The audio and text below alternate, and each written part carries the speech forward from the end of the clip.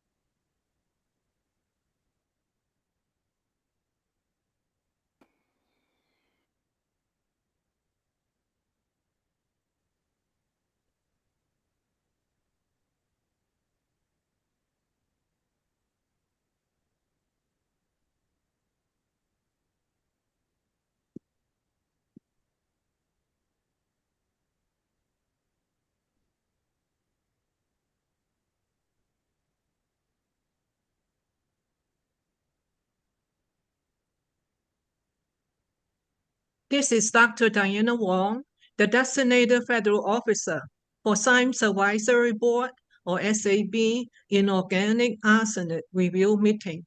I would like to welcome everyone for participating in today's meeting. Before we start, I would like to take the roll call. Dr. Peter Fawn? Speaking here. Dr. Aaron Bachowski? Present. Thank you. Dr. Hugh Barton? He's absent today. Dr. Mark Borsu? Present. Thank you. Dr. Sylvie Broder? Present. Thank you. Dr. Eamon Chan? Present. Thank you. Dr. Wei Chun Chow, he said he's sick today, so he can't participate today. Dr. Matt Gribble? Dr. Matt Gribble? Maybe he'll join us later. Dr. Margaret Carragus? Dr. Margaret Carragus? Present. Thank you. Dr. Anna Nervous-Asian? Yes, present. Thank you. Dr. Mike Pennell? Present. Thank you. Dr. Isaac Pesa? Present. Thank you. Dr. Gloria Pose? Dr. Gloria Pose? Present. Thank you. Thank you. Dr. Chris Stace? Present. Thank you. Dr. Danielle Wilkoff? Present. Thank you. Dr. Carol Wood? Here. Thank you. Very good. So we are missing Dr. Hugh Barton, Dr. Wei Chun Chow, and maybe Dr. Matt Gribble will join us later. Okay. Good afternoon. I'm Dr. Diana Wong, and I am the designated federal officer for the SAB Inorganic Arsenic Review Meeting. In my role as the DFO, I would like to reconvene the public meeting of the Inorganic Arsenic Review Panel. For today's meeting, the SAB Inorganic Arsenic Review Panel will continue to discuss and finalize the draft panel report. I would like to mention that there is an opportunity for the public to provide clarifying comments towards the end of the meeting. We have 2 registered public speakers. Members of the public who wish to provide clarifying comments at today's meeting can still send me an email to register before the break for this meeting. My email address is wong.diana-m@epa.gov. Now I would like to turn the meeting over to Dr. Peter Fawn, the chair of the SAB Inorganic Arsenic Review Meeting. Okay, thank you very much, Dr. Wong. So this is reconvening the meeting we began last week, a very productive meeting in which we were able to get through charge questions 1 through 6 and their components, which took us to page 33 of our draft report.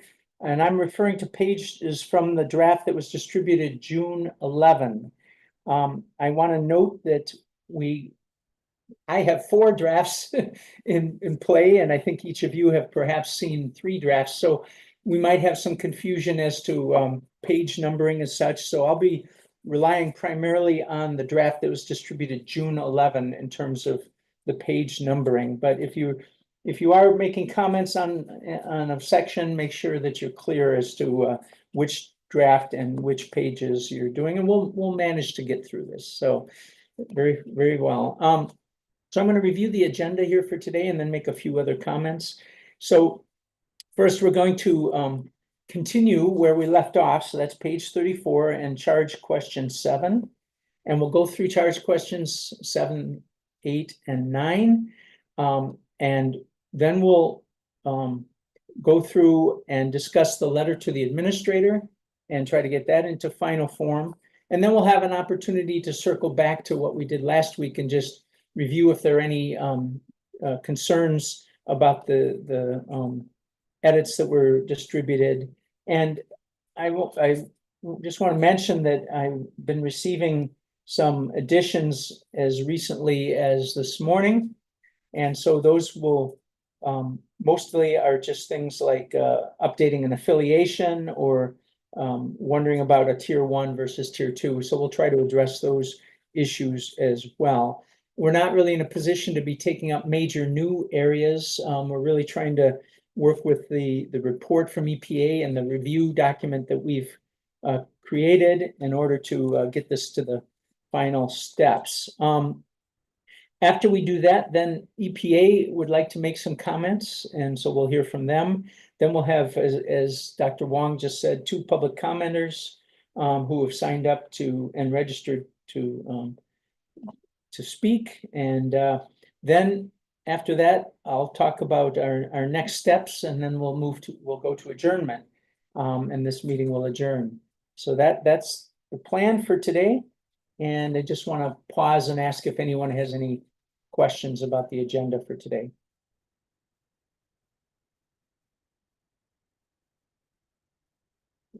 Get my screen, and I'm not seeing anything. I'm going to open up the chat. Okay, we're good there. Okay, very good. So let's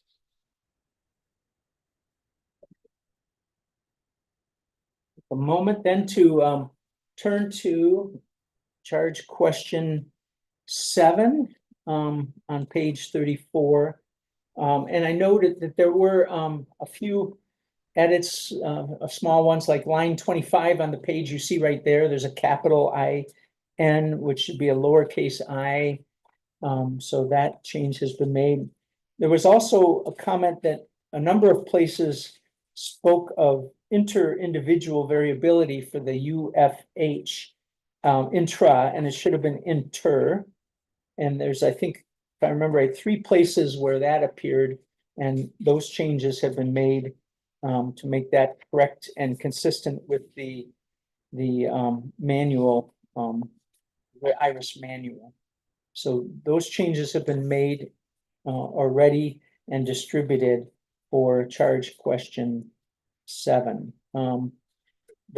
You'll see that there's a number of, on page 38, a number of recommendations, all of which were flagged as tier 2, and I've had no input asking or requesting us to consider changing any of those to be other than tier 2, but I'm willing to entertain that now if anybody has a comment or recommendation with regard to that.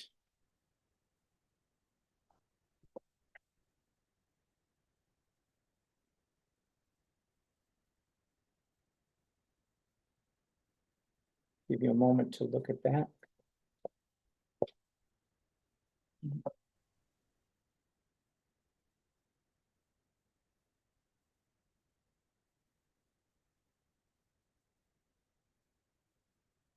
I'm just looking through my notes from people I got to just make sure that nobody was making recommendations to change these.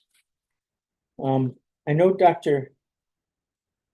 Pennell, you had 3 comments on charge questions 7A, B, and B with regard to tier 1 and 2 recommendations. You want to speak to those now? And yeah, there you go, Mike. Yeah, and I think maybe Dr. Wyckoff had some too. I saw your notes on the latest draft. Yeah, so I think some of these recommendations here for tier 2 needs some discussion amongst us. I mean, a few of them I highlighted, like I said in my comments to you, I believe it's the which bullets are they? Bullets 1, 2, and 9. I feel like those should probably be moved up to tier 1, but I'm open to discussion about that because they seem necessary for the EPA to provide sufficient scientific justification for their findings.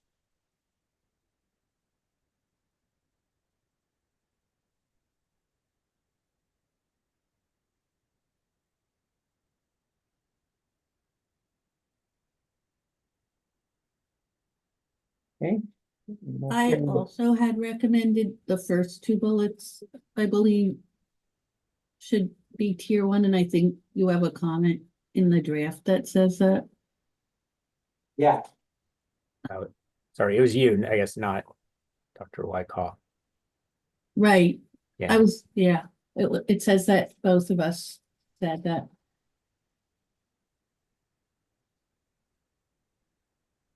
For what it's worth, I would support that too. okay. So, You just and supporting let as me well. just say that I was also supportive of that when I reviewed these edits, suggested edits.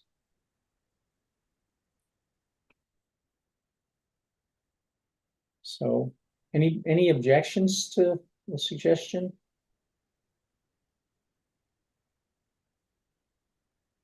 For tier 1 and, I mean, for the 1 and 2 and also 9 that Dr. Pennell wanted to be tier 1. 1, 2. Yeah, that's the second one on the following page. EPA should reanalyze dose-response relationships in Wasserman. I agree too with that one too. Yeah. I agree as well. Okay. So I think we're hearing consensus on that. Okay. And then on page, well, I gotta go between the 2 documents here a second. Let's see, on page 41, I believe it would be on this document, 43 and on Dr. another Thorne? document. Yeah, I I'm have sorry. a minor comment on the Yes. very last bullet. Okay, I agree with what's been said so far. There's some specific references made here, the Vidia and De La Osa and others. yeah, I think for consistency, it may be better not to mention very specific references here, since we've made some recommendations earlier in the report. Mhm. So I would just propose removing those references unless anyone feels strongly about those specific studies. Okay, Yeah, yeah, I'm not sure that, yeah, and other relevant studies, so I'm not sure it really adds a lot to include specific ones, right? We could leave that to Here, the discretion of the EPA's process for review. and in the earlier charge questions, we were asked that and gave some specifics at Mhm. that point. So I think for, looking through the report right now for consistency, I'll have a couple other comments related to that as well. Okay. So I think that's a pretty straightforward editorial issue, so thank you for that. Okay, let's move to these recommendations here. And my notes, I've indicated that Drs. Pennell and Barton recommended moving the ones under tier 1, the second and third bullet to tier 2. And then there was a recommendation under the tier 2 to move the first one of those and the third one to tier 1. So again, the second and third under tier 1 move to tier 2, and the first and third of tier 2 move to tier 1.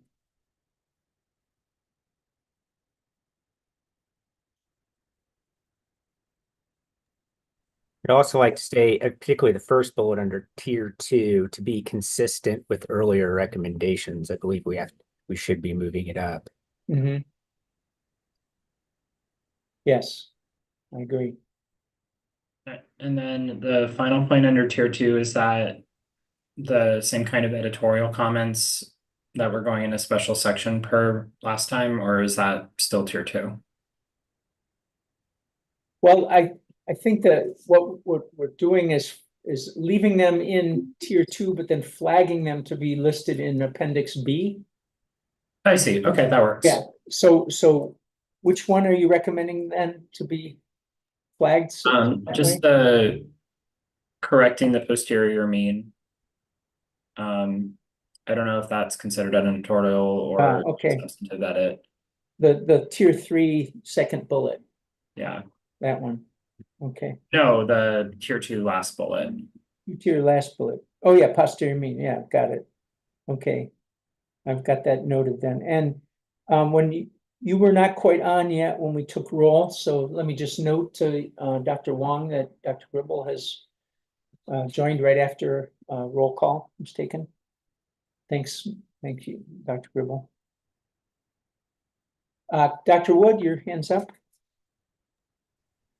Yeah, for consistency, I think back in a response to charge question 3, we recommend both incidence and fatality or mortality for IHD to be evaluated. And here we're saying just incidence to include both, but I'm pretty sure under charge question 3, we said do both incidents, which includes fatal and non-fatal events, and just mortality analyses for the IHD.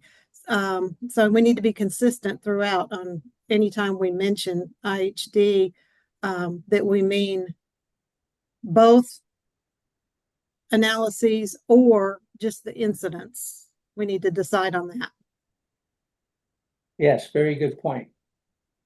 So I assume everyone's okay with that, since that we've changed the language on that multiple times, but we've always kept it that it would be looking at both incidents, so defined here, and mortality.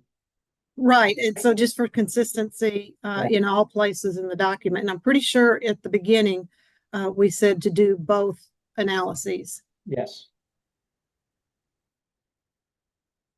Indeed, we did. Okay, so that's a good amendment. Good point. Okay, anything else? Let's see, we have another set of recommendations here on the next page. Pages. yeah, 43. There we are. And on the other document, it's 45. And I didn't record that there were any recommended changes to these with regard to tiering.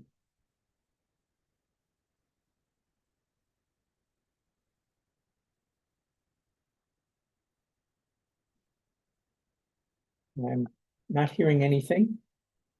Maybe people are reading.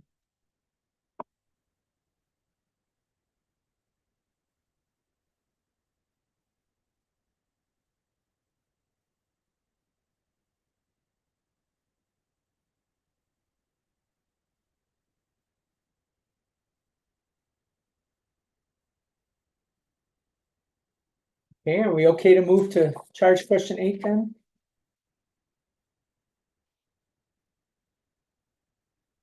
Okay. Charge question 8 deals with uncertainty factors. And again, this typo or the correction from intra-individual to inter. And then there was a change of the word for the first part was being recommended change to the first sentence of the justification. So that is a trivial change. And then we have recommendations for the first part of this charge question, A, tier 2 recommendations. So can we scroll down a little bit? So we get to those tier 2 recommendations. There we are. So these 4, I had no changes to these recommended by any of the panel or primary reviewers. I have a comment. I was on mute, so Yeah. the first bullet, like the other, I forget whatever the first chart, the other chart question about the Wasserman et al. Study, I don't remember the number. Some of the bullets, the first bullet of that seems very similar to what we recommended to be in tier 1, move to tier 1 on the other charge question. I think I'd have to look at the wording. Yeah, so is that to say then that we don't need this here, or is that to say that it should move to tier 1? I was thinking it should be tier 1, but we have to go, but would have to look at the exact wording of the other ones that we said to move to tier 1, but I have, do you know what page it was on? I printed out some of the I Yeah. had the same comment, so I Okay. agree with that point. Okay, it was,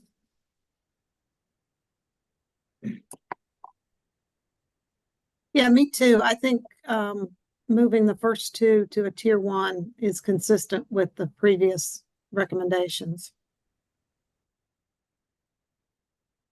okay.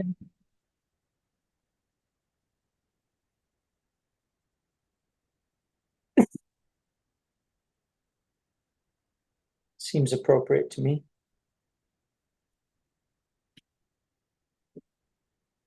Okay. So marked. All right, let's move to the next page where there's tier 2 recommendations. This is regarding diabetes or for Dr. Thorne, DCS. Yeah. can I interrupt just Yeah, of course. back up a couple pages under right at the beginning of this question, we have a general comment on uncertainty. We have some uncertainty comments on in a couple other places in the document. And I wonder if this should be all brought together, even though they somewhat are similar, but also refer to different, like some of it refers to uncertainty in the modeling. This is just, an uncertainty that comes up through this systematic review. So I wonder if we need a place in this document for just general comments on uncertainty. Yeah, I mean, that's a common issue to arise, when we're responding to individual charge questions. And each one we develop sort of independently with a subgroup, and then we look at it and find consensus as a panel. And then we get to this point and say, well, okay, so there's some continuing threads. And I guess my feeling is that we want to make sure that we're internally consistent. But if there's a little bit of redundancy across different charge questions, that's probably okay. So I think maybe the trick is to see that we handle it in the cover letter to the administrator, and then make sure that we're consistent throughout the document with regard to what we say about the uncertainty aspects. I hope that makes sense to folks. I see Dr. States, your hand's up. Yeah, I just wanted to point out in the document that was sent out today, that last bullet under tier 2 has a major edit that I didn't hear discussed or pointed out. Last bullet under tier 2. So which Yeah, just scroll. Yeah, right there. a section? Yeah, so in the document, the edited document that was distributed today or yesterday, there's a revision of it, complete revision of it. And talks of, and ends with G factors. Right. Yes, that's right. It now reads to the extent possible, better utilize the systematic review process and findings to support data-driven selection and application of uncertainty factors. Good point. Do you think that it would be helpful to share the document with the edits instead of the one that doesn't have the edits, or not? That wasn't. Yeah, we could do that. That's what we're reviewing, I think. Okay. Let me see if I'm able to share my screen instead of Will sharing his screen. Can we do that? Can you stop sharing? And then I'll try sharing from my side. Sounds good. Just give me 1 second. Yeah. Sorry to take over No. the sharing duties. And I'll see if my screen will allow me to do that. That's much better. Okay, so are you seeing my Yes. screen too now? Yes. Okay. Move this chat out of the way so that's not distracting us. Okay. So just so you know, I have this on my screen, and then before me I have the hard copy, the June 11 version. So I'm cross-referencing those two documents as we speak. So I think I'm prepared to discuss page numbering for either document as we wish. So I have to confess, I don't remember who contributed this rewording. Please, if you wish, take credit for it. I apologize, I can't remember. There've been so many changes. I can't remember who provided it, but it looked good to me. Peter, this might have been me. I've already forgotten too, but as part of just overall suggested changes based on our discussion last time to simplify the comments that we were making on uncertainty, just kind of generally. Mhm. And I'll just from a high level sharing with the panel, the suggested changes were to add basic comments in 2 of the charge questions just about having an uncertainty section. So that we kind of simplified that. And then the remaining revisions to uncertainty related comments were specific in some way to that charge question or that endpoint or something. So I think that's the reason for the revision here. Okay, very good. All right, well, yeah, I think it was you. Sorry, I forgot. Okay, so let's move on down then. There's the first part, change to the first sentence. I alluded to that a bit ago. Here's some recommendations, and let me see what my comment. Dr. Post recommends elevating these to tier 1.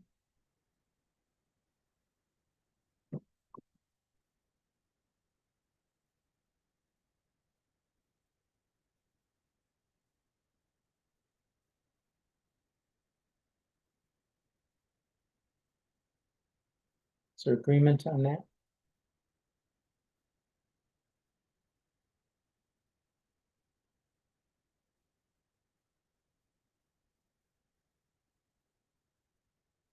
I think those are pretty straightforward. The first one, I think, the second one could be one of those where it remains tier 2, but we put it in the appendix B, that it's relatively straightforward to do. I mean, that would be a friendly suggestion for us to consider. Thoughts? Gloria or Dr. Post, you have thoughts on that? As long as it gets, the changes are made, it's clear that we want them made and they're not hard to make. That's the main reason I said tier 1 originally. Yeah, Seem like they're things that are needed and yeah, and I think your recommendation to put that to tier 1 was before that discussion we had at our Right. last meeting it was in my about original highlighting things in comment. appendix B. Yeah, Right, okay, so I have noted that we'll move the first one to tier 1. We'll move the second, keep the second one at tier 2, but highlight it in appendix B okay. as one of those to make sure that they do, because it is straightforward and important. Okay. Section C, pregnancy outcomes.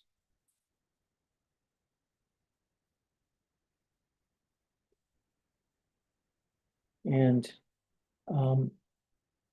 yeah, it was pointed out by, I think, maybe Dr. Barton, that this should be subscript H for the uncertainty factor label there. And then I don't see it marked here, but Dr. Pinnell had recommended deleting those 3 words. Those were the only recommendations I received regarding these tier 2 and 3 recommendations.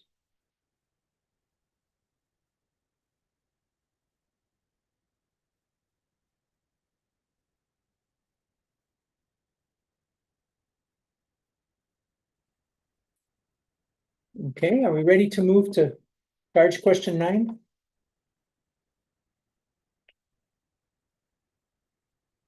Okay, so charge question 9 is about health effects and pregnancy outcomes, TCS effects.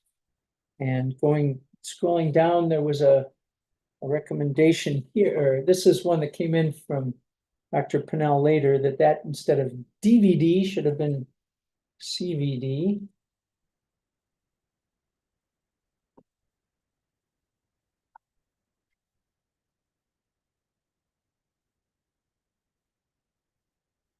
And we have quite a lot of text here before we get to our recommendations, and we reproduce some of the figures that were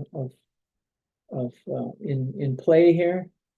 And then we come to the recommendations, and here they are. Here's the tier 1. You can only show the tier 1 and the tier 2 separately. So here's tier 1. Dr. Thorne, Yeah, so I think it might be page 54. I'm not sure what page you're on now. well, I'm on 55 on the original document and Okay, so can you 57 here. scroll back? There's a sentence, is the proposed RFD based upon an appropriate health endpoint? On my draft, it's 54, the bottom of 54. Okay, which draft are you using? Do you know? I'm not sure, but I think it's the most recent one. Okay, so Go up a little more to 54. Yeah, there it is. Oopsie. Oh, go down. I'm sorry. Keep going to 55. So yours is 55. Yeah, that's it. So that question, the bolded italicized question, it will relate to the tiered recommendation, but I did want to say that this section has some inconsistency in terms of some of the other texts that we described earlier on in the report. For example, we mentioned that there should be an emphasis on type 2 diabetes rather than type 1. And the other endpoints with RBBs less than 10, like the skin cancers and lesions. So those points are not consistently discussed in this section. And I just wanted to make a note to that effect, because this, I think, this particular section is where, probably because there's been a lot of back and forth. So whenever this was written, maybe all the other discussions weren't finalized yet. So I know there's a little bit of going around that way. So I just wanted to make for you, just to point out that it's not, this section isn't fully consistent with the remainder of what we've said in the report regarding health endpoints. So what I hear you saying is that, first of all, it's silent as to the notion of focusing on type 2 diabetes. So there Right. needs to be a recapitulation of that, that bring that forward from prior text. So type 1, type 2 diabetes focus, and then We also discussed the other endpoints mhm, that met the RBB below 10. I think that's the correct acronym. mhm, And like the skin cancers and skin lesions. right. So skin cancers and skin lesions just were not part of this from the get-go. And so I think what we said is we agreed with EPA's decision on that. And so that could be mentioned again, or the reinforcing of that. Well, at the last meeting, we did say that those would be, that those should be considered. They're in the recommendations earlier in the report, not to have the arbitrary cut point. Mm-hmm. So in this revised version that we did bring up at the last meeting, the type 2 diabetes and being comprehensive in terms of the endpoints that were recommended in the National Academy's report, and not to make an arbitrary cut point. Mm-hmm. So those points that are earlier in this revised report would need to be mentioned here for consistency. Yeah. So bring forward those recommendations. Yes. Yeah, I'll have to find those, Yeah. exactly where they are and bring them Mhm. in. And my plan in doing so would be to basically parrot the text that was there and Right. maybe not make it identical, but have it substantially the same. And that would be just probably, I'm guessing, 2 or 3 sentences pulled forward to this point in the report. Okay? So noted. That's a good suggestion.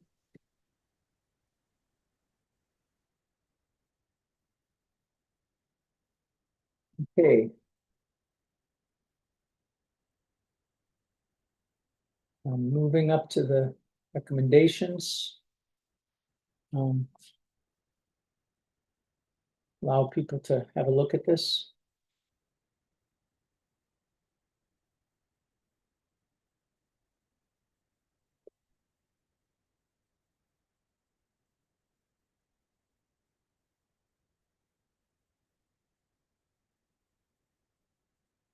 And then I'll scroll to the tier 2.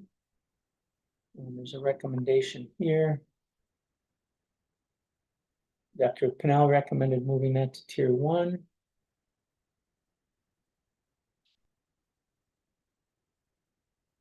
And I think that would be consistent with what we have elsewhere. So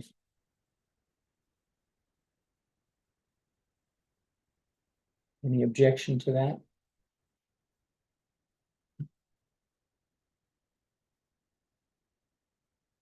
Okay, and then there was another recommendation here, I think also the similar from Dr. Pinella. And Dr. Thorne, here's Yes. where bullet 2, to be consistent with the neurodevelopment, and as we mentioned earlier, I think Dr. Post pointed this out as well, and then my mention of being consistent with what we said earlier in the charge questions about type 2 diabetes and the other endpoints that met their criteria. To just, this would, in our earlier recommendations, were tier 1.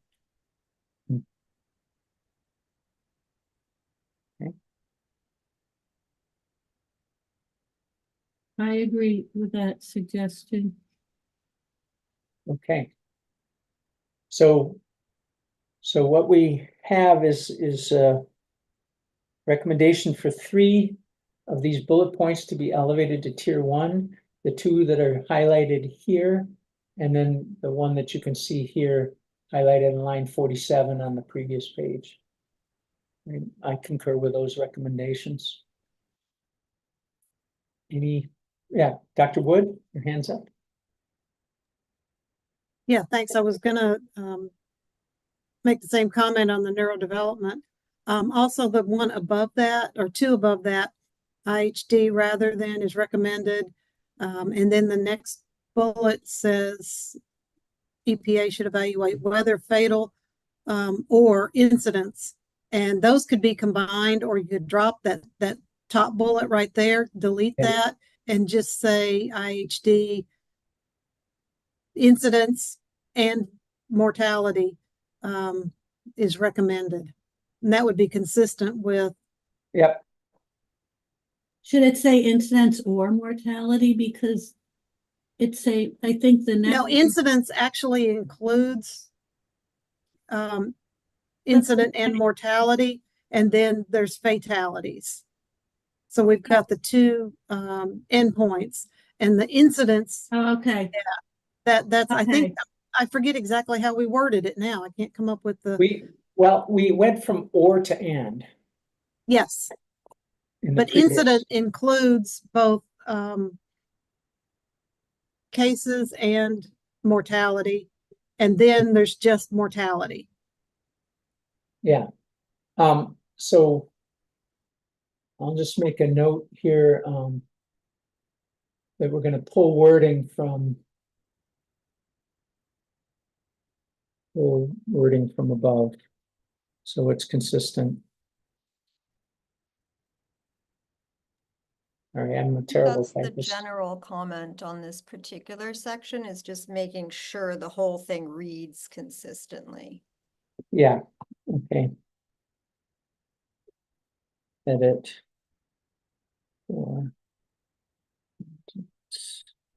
And consistency. Okay.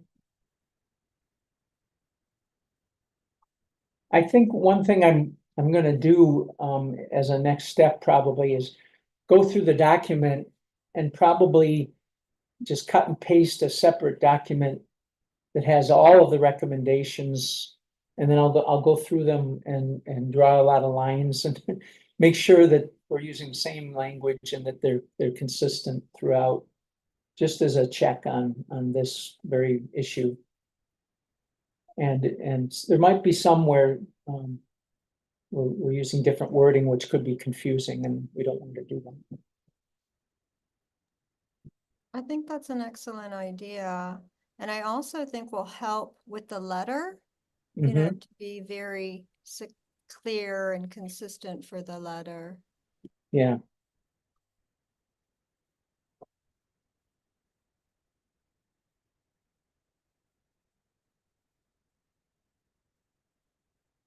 Okay.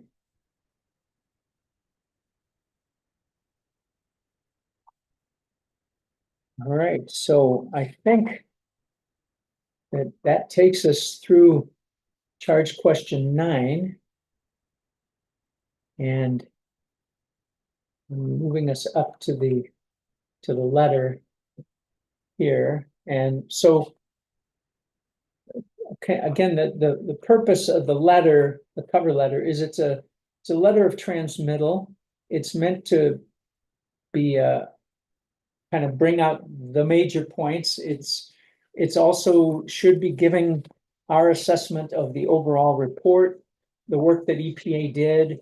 And it's a mammoth undertaking that they have done. And, you know, we have a lot of recommendations, but I think there's a lot of excellent work behind this. So I wanted to make sure that that was reflected in what we had to say. And it also then talks about, you know, the process we followed. So paragraphs like this with the meeting dates and all that is sort of pro forma stuff. And the fact that we did hear from the public at every opportunity and consider their comments. And so in this paragraph, then we're commending them on the thoroughness of the report and for the briefings that they've provided to us.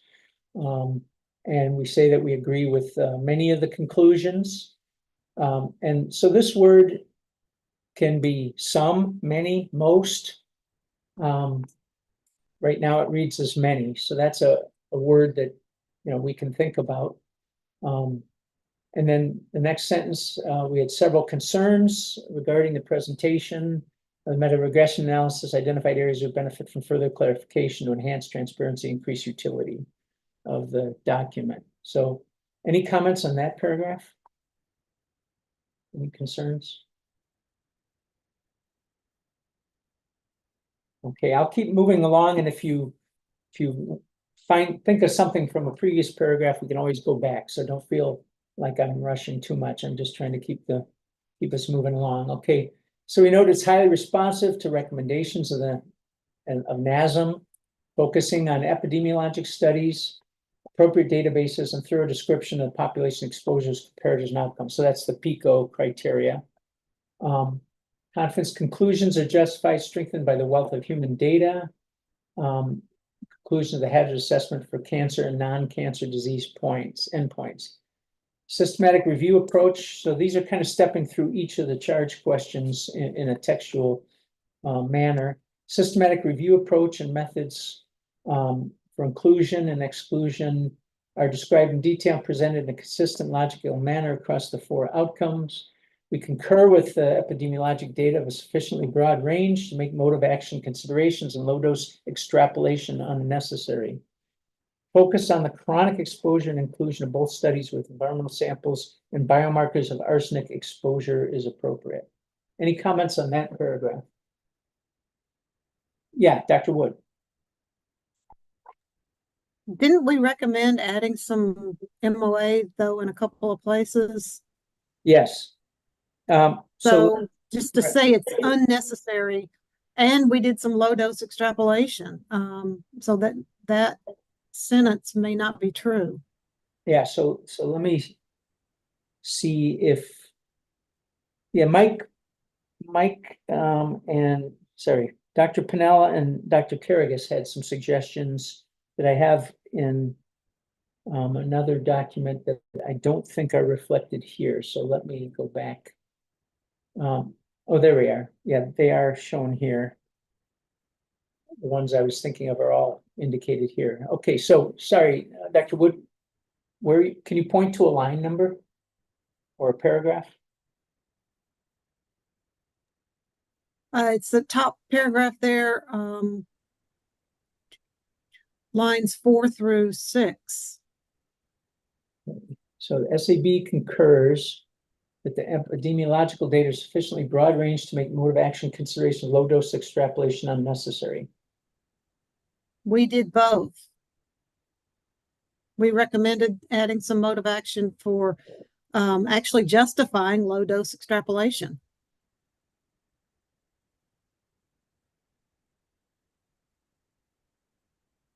I think. So I would suggest, unless somebody catches me that I'm remembering wrong, just deleting that sentence.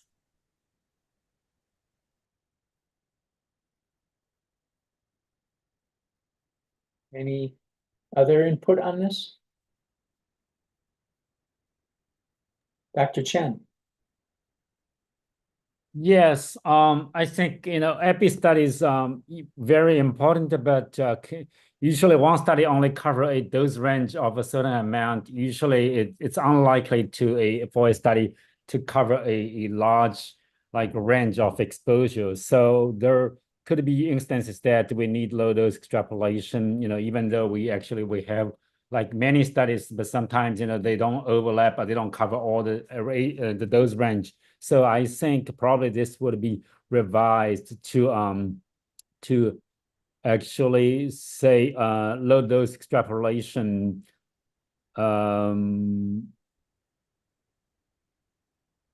I think unnecessary probably can be removed. Only needed, so sort of like only needed for maybe not only needed, maybe just like needed occasionally for those range not covered by current studies, something like that. Yeah.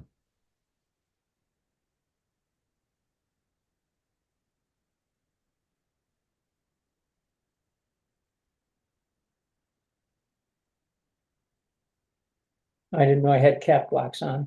Well, Yeah, I so- know other people could maybe provide better wording for this, but still, I know so most studies cannot really study all those ranges as well. Yeah. Yeah.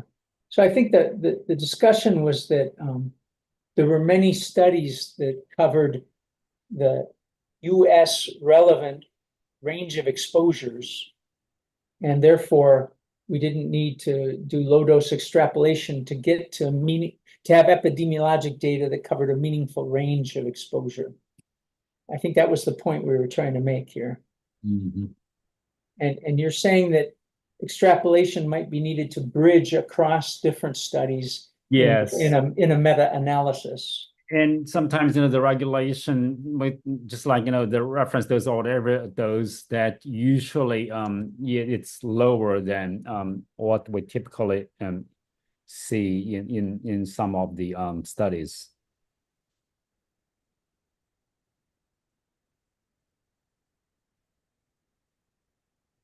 Yeah. I'm pretty sure that in the report, though, we do make the point that that there were studies of the low dose range, epidemiologic studies, not just say Bangladesh or Taiwan with super high exposures, so that we had meaningful epidemiologic data without doing the typical, extrapolation of an order of magnitude. Yeah. I think may still be needed, but not necessarily like several order of magnitude. That is not likely, probably. Yeah, in this situation. Yes. Yeah. Okay, so Right. so I don't think we quite have the right language here yet, but I think we can develop that understanding what it is that we're talking about here. Thank you, Dr. Chen.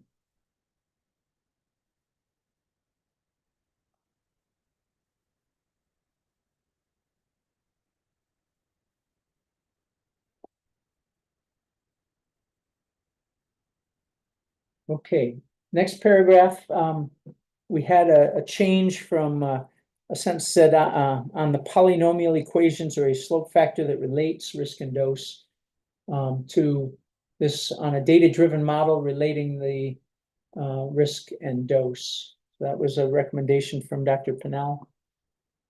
Anything else in this paragraph?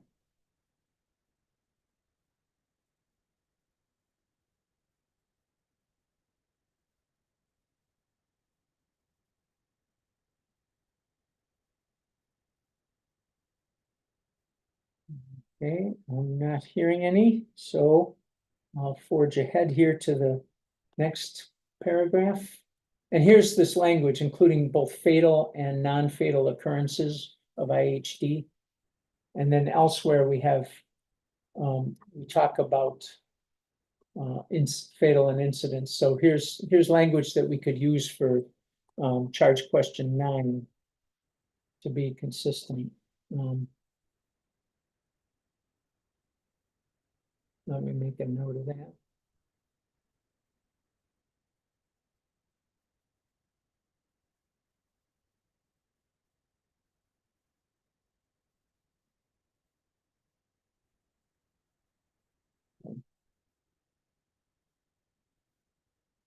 It's rather hard to do this kind of editing by committee, but I think we're doing pretty well. Just bear with me. And it was pointed out, I think, that we hadn't, I think this was, I shouldn't even try to say, but let me just say that one of you pointed out that we hadn't defined uncertainty factor yet, perhaps in the text, and so I'm just adding that as the first time that term is used in the document.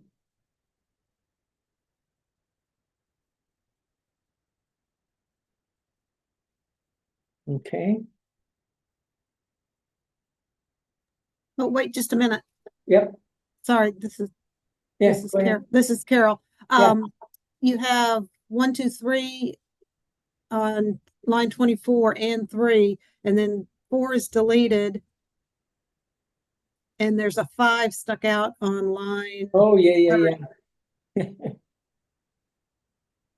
Yeah, because 4 contained that as well. Yeah, right. So maybe it's most appropriate.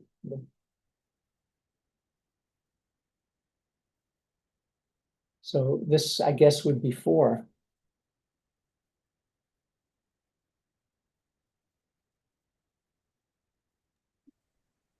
Wait, I'm sorry, maybe I missed something, but why is 4 deleted? It seemed like we elevated a lot of that to, is it because it's mentioned in another part? The neurodevelopmental. Oh, It's in the sentence he just numbered 4 for neurodevelopment. right. Yeah. I'm sorry that because I saw that when I went through it and then I forgot. It's because it mentioned. Yeah, after it was, Okay. the sentence was Sorry about redundant. that. And I think both Dr. Pennell and Dr. Carrigas picked up on that.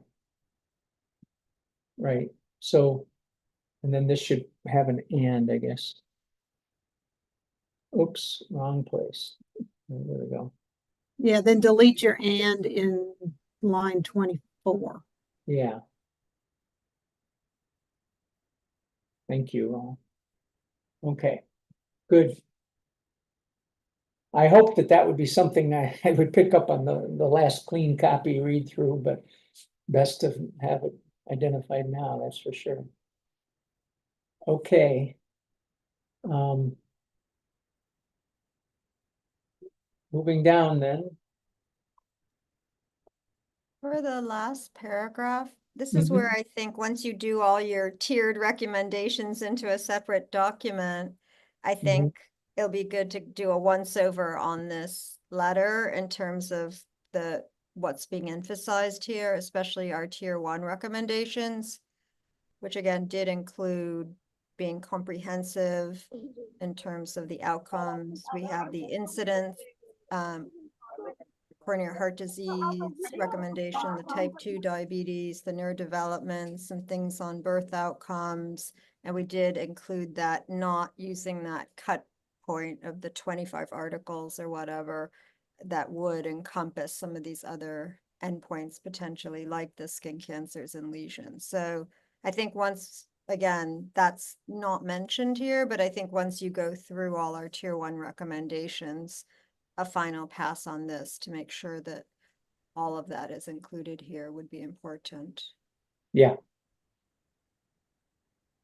Yeah, that's a great suggestion. I completely agree. And then I think these edits in this paragraph are from you, Dr. Carrigas. Yeah, those look great. Thank you. I think I just took exactly what you told me. So, yeah, good. All right. And then the last two, and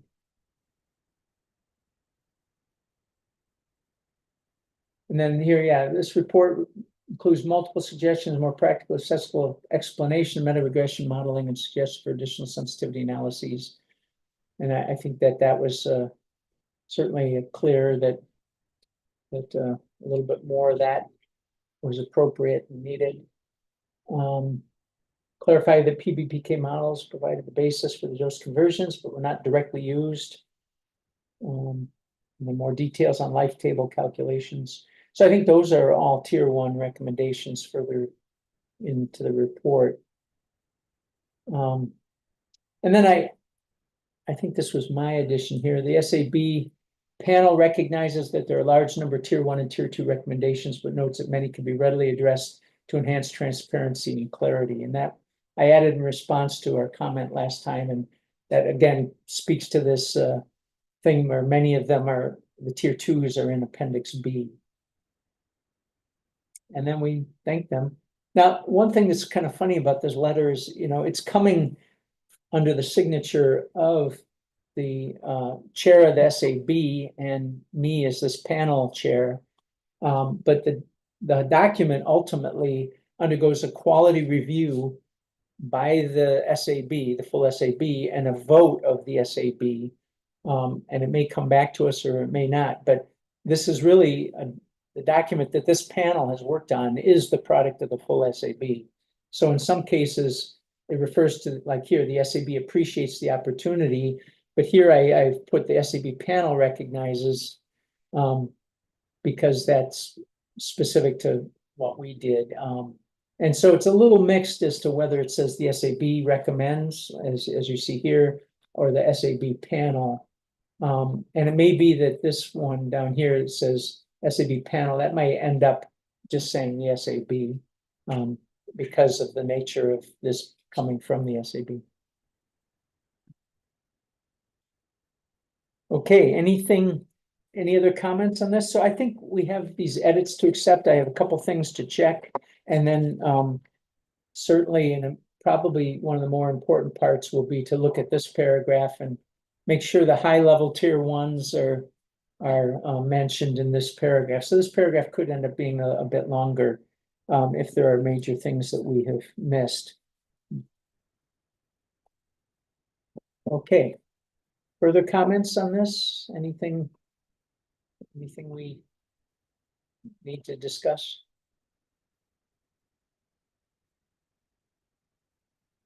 Okay, I'm not hearing anything. No.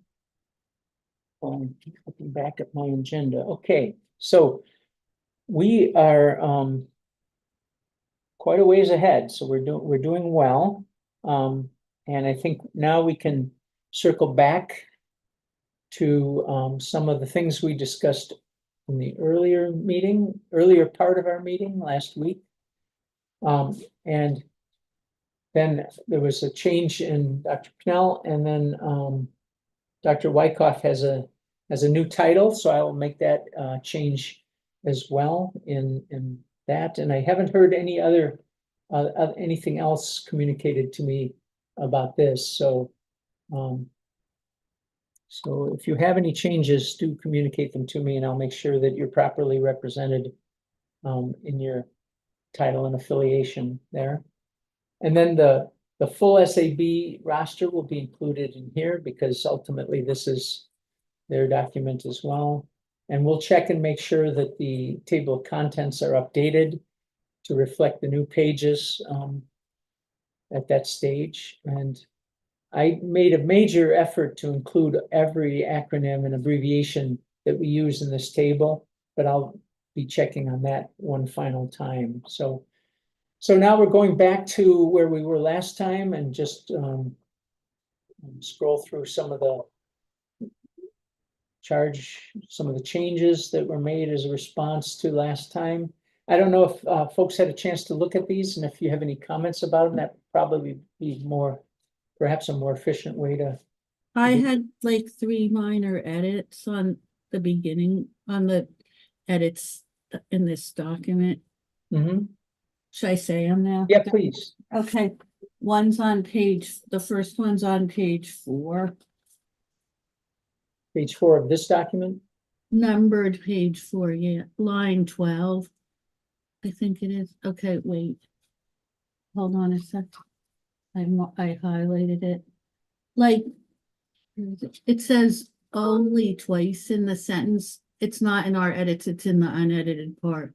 I just thought the first only should be deleted. It didn't read right to me.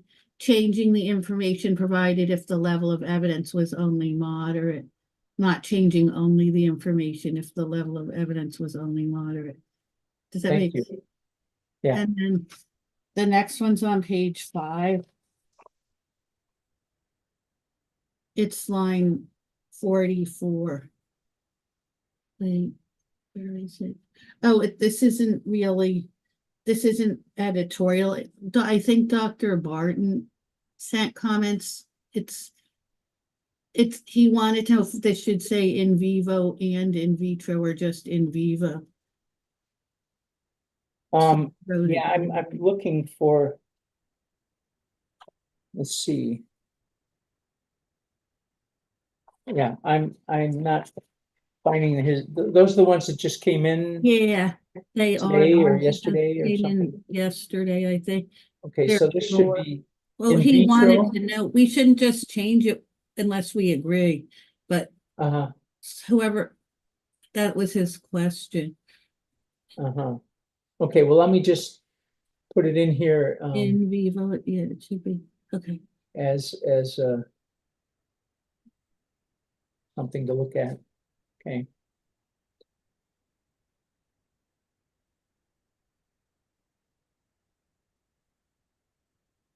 I think it makes sense.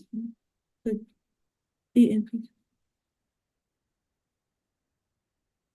and then my last one was an editorial one on page 6, line 24. I think after seafood, it's supposed to say seafood consumption.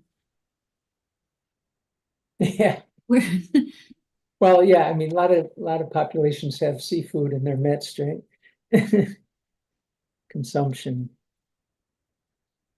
Yeah. And then Dr. Barton also had another comment that I don't know if we want to discuss, that I wrote down on page 34. And that's all my comments. Sorry. I have a quick question. Yeah. Sorry, because my internet is not very good. Okay. And so my question is, did you get the edits that I sent by email, like a few last week? I believe so, yes. Okay, so then did these get incorporated, or are we supposed to repeat them now, the ones that we believe are the most important? Can you clarify that process? Because, yeah, just for me to understand. Yeah, so what I did was I took all the feedback from the meeting last time, I incorporated that, and then as of I think it was Thursday, maybe, I sent out what I had received to date. And now what we're doing is and so the ones I received up to that point are in here. And in addition, I got some more from Dr. Pennell and a few other people. I incorporated those in. And then as they came in, I tried to incorporate them. I did not incorporate ones that came in the last couple of days, especially not the ones at 10 or 11 o'clock this morning. But the ones received last week should be in. They should be in. Yes. Okay, great. Very good. Now I can look and make sure that No. yours are here. No, that's fine. It's just because I wanted to understand, because since I don't have a good connection and ability to check, so I just everything sounds good. Thank you so much. It's been very, very helpful. Yeah, and I'm looking through my sheets right now just to see all the ones that did come in. I will make a note here to check and make absolutely certain, Dr. Navasasian, that I got your comments incorporated. Great, thank you. Yeah, I have a note of I that. thought I saw them because I did a compare. Okay, I think the 9th report and the subsequent report, and it looked as though those edits had been adopted. yeah. Well, Did we finish if- Dr. Barton's yet or no? no, sorry. Okay, sorry, because I'll have a couple. Okay, so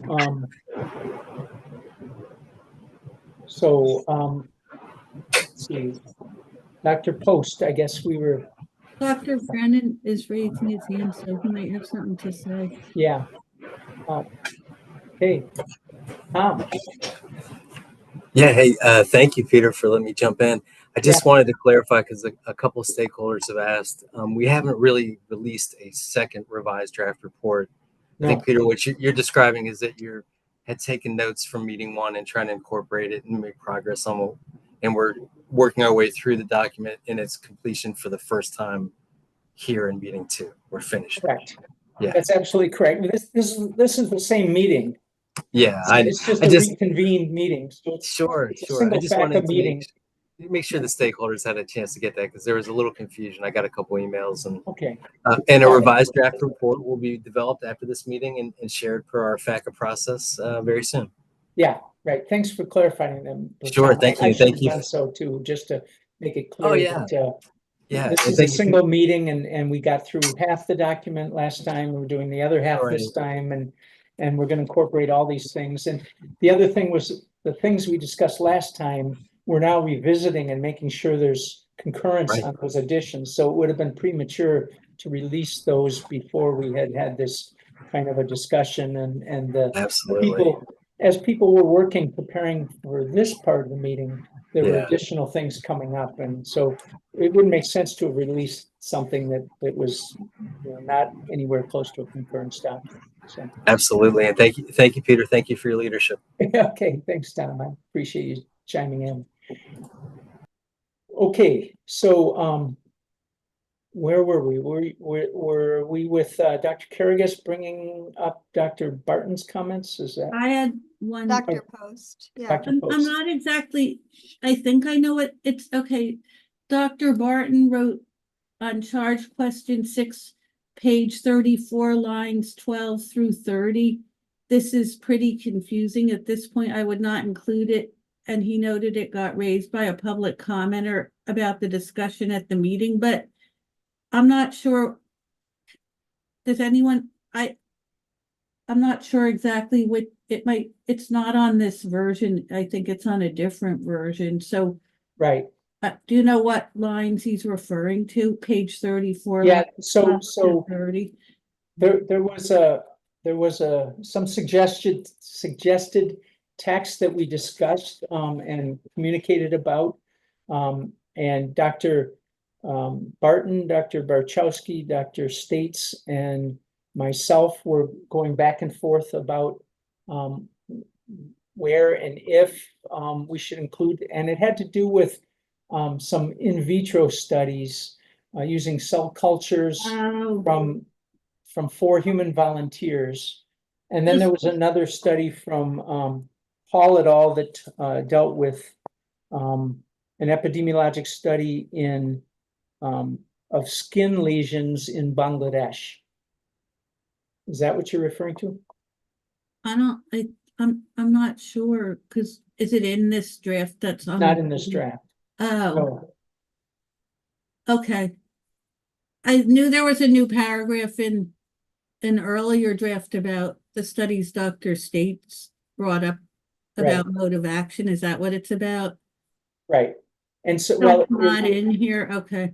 there were several sentences that were, one was talking about skin lesions, and that's really not part of this document, and it isn't related to a charge question. So that was one concern that I had about that. A second is the notion of looking at blood versus urine levels as biomarkers. But again, that seemed off topic.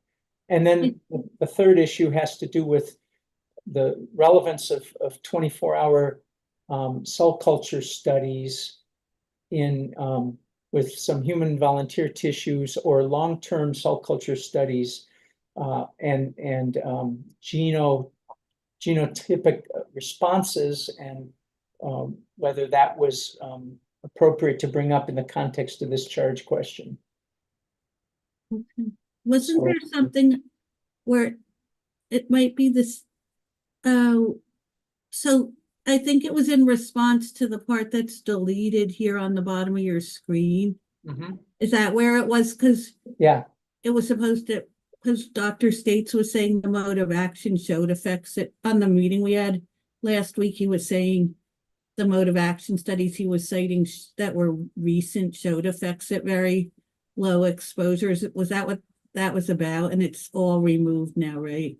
well, yeah, so we, we struggled to find whether it was relevant and where it should go and how we should No, but present I that think it's information. good to find this, but this other sentence saying that is being deleted too, so it's not, it was all part of that, so now Right. there's not the issue of the biological plausibility and the mode of action sentences being, this sentence here on 23 to 25 is being removed, right? Mm-hmm. Okay, That was the recommendation fine, from then last it's- time. otherwise, right. Okay, thank you. Yeah.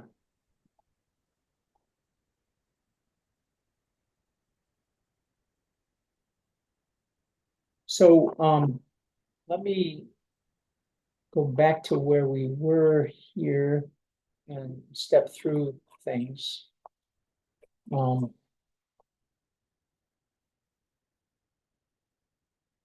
So I guess I don't know if anybody has any further comments about these things.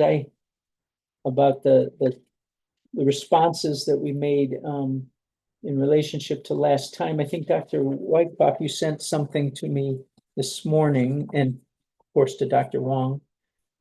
Page 9, tier 2. Can we revisit that? Make sure we've considered those.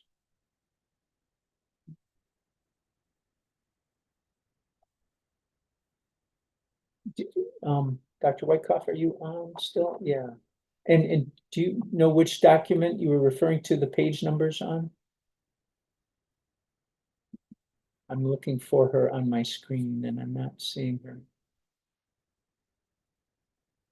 I guess she's not on the call at this moment. Dr. Okay. Thorne, I have a couple comments. Yeah, Do you want me to go through mine and then we can wait for her to reappear? sure. And if she doesn't, I can read them and we can, I'm sure, figure out what page numbers she's referring to. So yeah, please do. Okay. I had a question about page 4. I had raised the question that we hadn't made any recommendations on charge question 1. Right. And I think part of the reason may be that we had the differing opinions, but also in the specific charge questions, we make some comments. So I wondered if, rather than saying there are no recommendations, we could say any recommendations regarding charge question 1, we refer to the specific charge questions or something referring the readers to those other more specific comments. Yeah, we could do that. Although I suspect that EPA would prefer to have us call things out specifically as recommendations, because they're gonna use a tick box approach as they go through these, I believe. So, maybe the thing to do is look at the text and just see. I mean, I see there's a few places where it says, there's one place where we say we recommend anyway, right? And I think it came up in neurodevelopment. It might have come up a little bit in birth outcomes. So I wasn't sure how the committee felt about that, saying that there were absolutely no recommendations whatsoever, Mhm. when later on we bring up a few recommendations. So, Well, yeah, so I mean, this text, for instance, I don't know how we quite formulate that into a recommendation, because we're expressing differing views that we're not hugely different, really, when we get down to it, but it seemed like we were in agreement regarding the specific charge questions, though. Mm-hmm. Yeah, that's So what, that that's was where my I was, different. but I understand your point about the EPA wanting some specific guidelines for each charge questions. So maybe that was Yeah. a little. If applicable, please comment. identify additional peer-reviewed studies. Right, as we do later on. And I think it comes up in the ischemic Mhm. heart disease and in some other sections. Yeah, so instead of this language, it could say something like, additional studies of interest or something like that are highlighted, pointed to throughout the review, Yeah. something to that effect. Mm-hmm. That would probably be better than there are no recommendations. Yeah. Okay, that was one thing. And I think these are all things that might have just gotten a little lost in the translation. They're not necessarily my comments. On page 9 again, at the very top, we had this conversation and we reworded the top bullet. My understanding, let's see, are you on All right, page? I'm working my way to page 9. Oh, sorry. Okay, Is that the top? Okay, so the bullet that I'm speaking of is the EPA does not account for differing quality control standards. yeah, we had a lot of Um, talk of that, some- and this was suggested, yeah, language that's new, yeah. Yep, so the following bullet as indicated under 2B.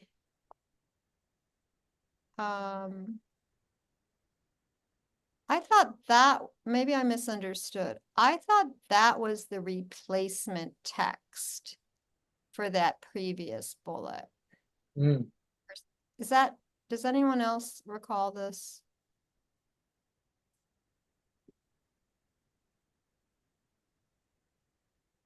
Yeah, this was, That's what I had thought, and that we weren't gonna have any of that bullet at all, Yeah, but that Dr. that second Tessa- bullet, that following bullet was the replacement text.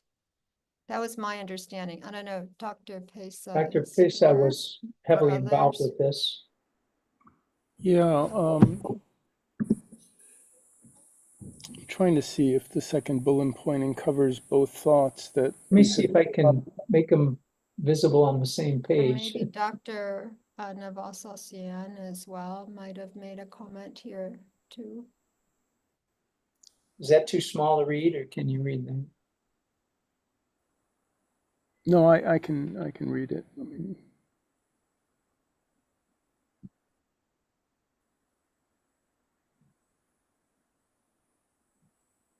Dr. Pesa, we had a bunch of discussion about this bullet, and then I thought we made a more general comment about making sure that the quality control measures and standardization and processing were discussed. Yeah, I don't, Right. yeah, oh, sorry. Yeah, go ahead, Dr. Navassasian. What I wanted to mention is that the beginning, the way the sentence starts with EPA does not account for different quality control standards in sample collection pipelines. I am not sure that's a really fair comment to make, in the sense that there is a lot of quality control that goes on with the labs that do a water sample analysis and others. So I am not sure, I am not comfortable with that beginning of that sample, as it's requesting a level of scrutiny of the peer review documents that seems beyond what would be feasible to achieve, actually. So I think that I you know, I think it's important to, yeah, make sure that, you know, the papers have a level of description of their methods, of the laboratory methods, but that seems, I don't know, that the beginning of that particular sentence, I am not really comfortable. And so that, if I understood correctly from Dr. Caragas, is that, yeah, the second, what's highlighted in yellow now, it's what's the replacement question, which is should address possible differences, rather than saying does not, because, you know, that's, it will be really hard for us to say if they did or not, because they might have done it in particular section. It seems too strong of a comment in the previous start. Yeah, I agree with you that I prefer the way it's stated in the second, the highlighted, yellow highlighted compared to the first, because then it's saying that, I mean, it's inherent in the publications and the laboratories that did the research, and then it's incumbent on EPA to address that as the role that possible differences among studies might have had. The most important point that I was trying to make was storage and timeout, because sublimation, even at -80, occurs, and there's no standardization in the drinking water samples. So you don't know if volumes have changed over time differentially in the different studies. And I know that's not important issue that EPA can address unless it's specifically stated in each study, but there should be at least a comment about that uncertainty. And that is in the revised second bullet? Yeah, yeah, I think the I revised think second that bullet it was covers just a that. mistake that first bullet is deleted and is being replaced by the bottom text. Are you comfortable with that? Because it does speak to the volume issue that you raised Yes, and so forth. the second So I bullet think it's point just speaks a to that. mistake. Is Yeah, that, are I'm you fine with comfortable with that? it's in fact a little redundant. Yeah, okay. I think that was your intention. And then the other part of that sentence was about mode of action or mechanism of action, that the way the text relates biological plausibility currently is that it doesn't discriminate between consequences of this disease process versus mechanistic factors that contribute or initiate the disease process. And that was, so that was split out into two different bullet points, I believe. I don't see that second concept there, but unless it's down below.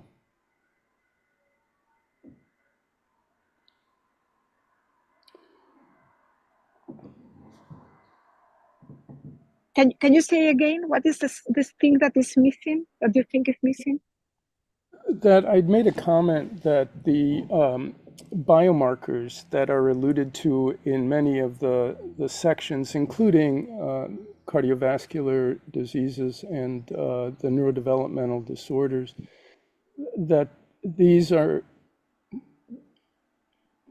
potentially consequences of a disease process, not the causes of initiation and progression of a disease process. They just happen to be measurable and are very convenient for biomarkers, but not necessarily reflecting the mechanisms leading or initiating the disease. Yeah, I agree that the biomarkers of arsenic exposure would not reflect the mechanisms of the disease. I agree on that comment. But they are very well established biomarkers of exposure. That's very well, like if you measure, I mean, it's incredibly how there is a almost 1-to-1 ratio between what's in the water and what's in the urine. I mean, it's really remarkable. Oh yeah, And so that's, I would say, like, yeah, understanding that the biomarkers are biomarkers of exposure. I think that's important. Yeah, they don't, I don't think they're intending to be mechanistic biomarkers. So that's reasonable. Yeah.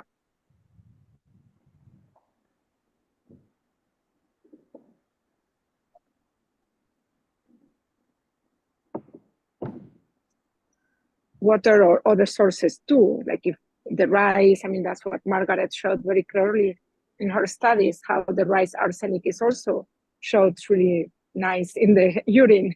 No matter where the arsenic is coming from, it's going to show up in the urine.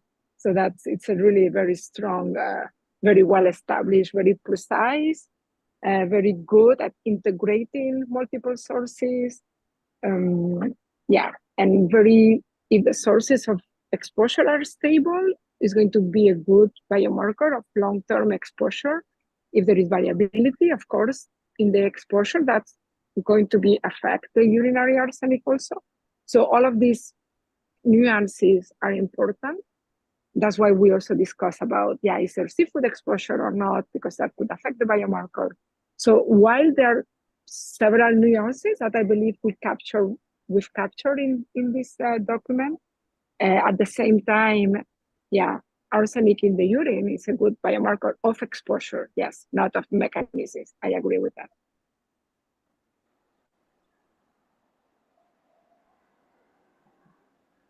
We'll have to think about how best to incorporate that, since I agree with what's being said by Dr. Pisa and Dr. Ananavas-Lassienne, but we don't really talk a lot about those effect biomarkers in this report. So yeah, so maybe it's not so sure. important. Yeah, I I am don't not know. sure how Maybe important. we could intertwine it. Yeah, sorry. I do have another comment related to this somewhat, which is a couple bullets down. It starts with the 4 non-cancer health outcomes. And then we now have this language about mediating a relationship, that diabetes may be a mediator for what we call DCS here.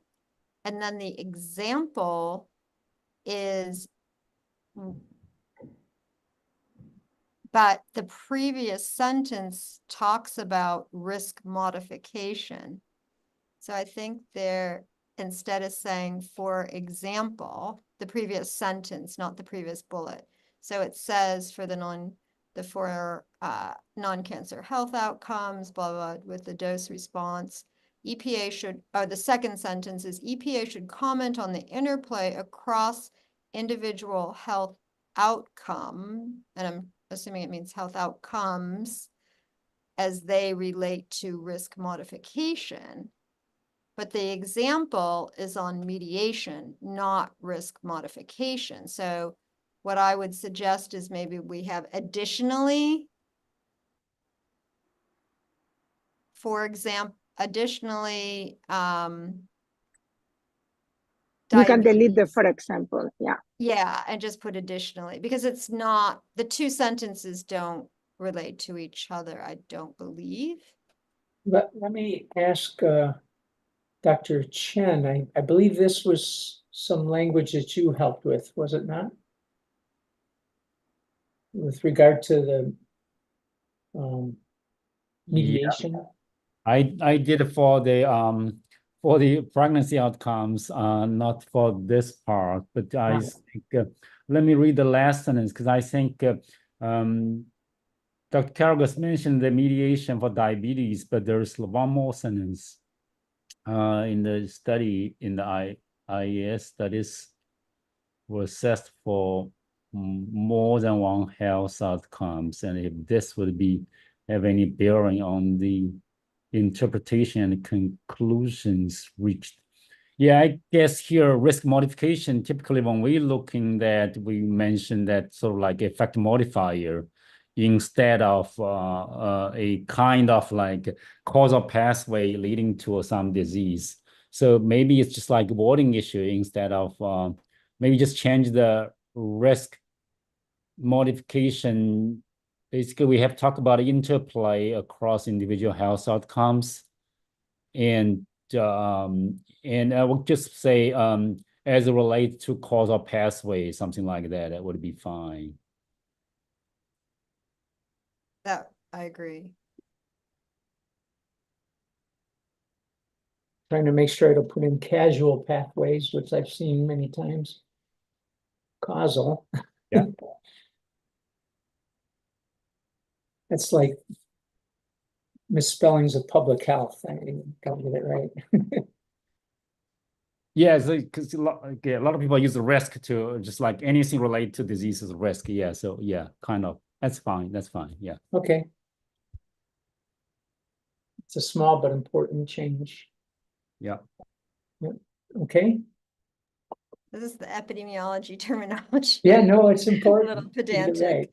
right. Okay, so I do, and potentially have a pedantic comment on page 17 as well. You made a comment about the front matter material. Yeah, that was in response to Dr. Gribble's suggestion, Yeah. I believe. Uh-huh. And I just wanted to make the point that in the front matter, we may want to discuss to explain the different species of arsenic. I think that's what you mean, but I just wanted to make that point in case it wasn't Okay, clear I'm that not finding the reference to that here. Let me see if it on, was it a, it's not on 17. Well, my pages might be messed up. It's a Yeah. tier 2 recommendation under the okay, premise. This is under the premise. under the premise. Under the premise. Is it in D or is it in C? Do you know? I'm Oh, sorry. boy. I know, I'm sorry myself. There's a 72. I'm sure if we were sitting It's together D, at a under table. D. Under D, Tier okay. 2 under D, and it's the second bullet. Let's see if I'm truly under D. I might still be under C. Yes, that's still C. C, Going down. okay, yeah. All right, D. Sorry, my pages might be No, messed no, up. we'll get there. There we go. Oh, yeah, and there's my Okay. note. Yes. So there's a comment there about the front matter. Mhm. And you talk about temporal spikes that occur through diet vis-a-vis fish consumption are documented and may have impacts on susceptible windows of pre and postnatal development. I just wanted to make the point that I think what we want to do is to make sure we explain the different species of arsenic that are excreted in urine. So the reader understands upfront what we're talking about. That there's certain metabolites of inorganic arsenic. There are these seafood arsenolipids and arsenosugars. They go through a different metabolic process. So I think at least part of our intention was to make sure that kind of was explained in one place and that we didn't keep explaining it throughout the document. Yeah, okay. Okay. Can pull that out. It is in here several places, but we can pull that out. I think that was part of the comment. Doesn't matter. Yeah. Dr. Gribble, are you on? Let's see, I'm looking. I There you am. are. Yeah. Any thoughts on this? No, I've just been nodding along. No, okay, so this was just, this particular place was highlighting one aspect that should be in front matter, and I think now Dr. Karagas is suggesting an additional or related, I guess.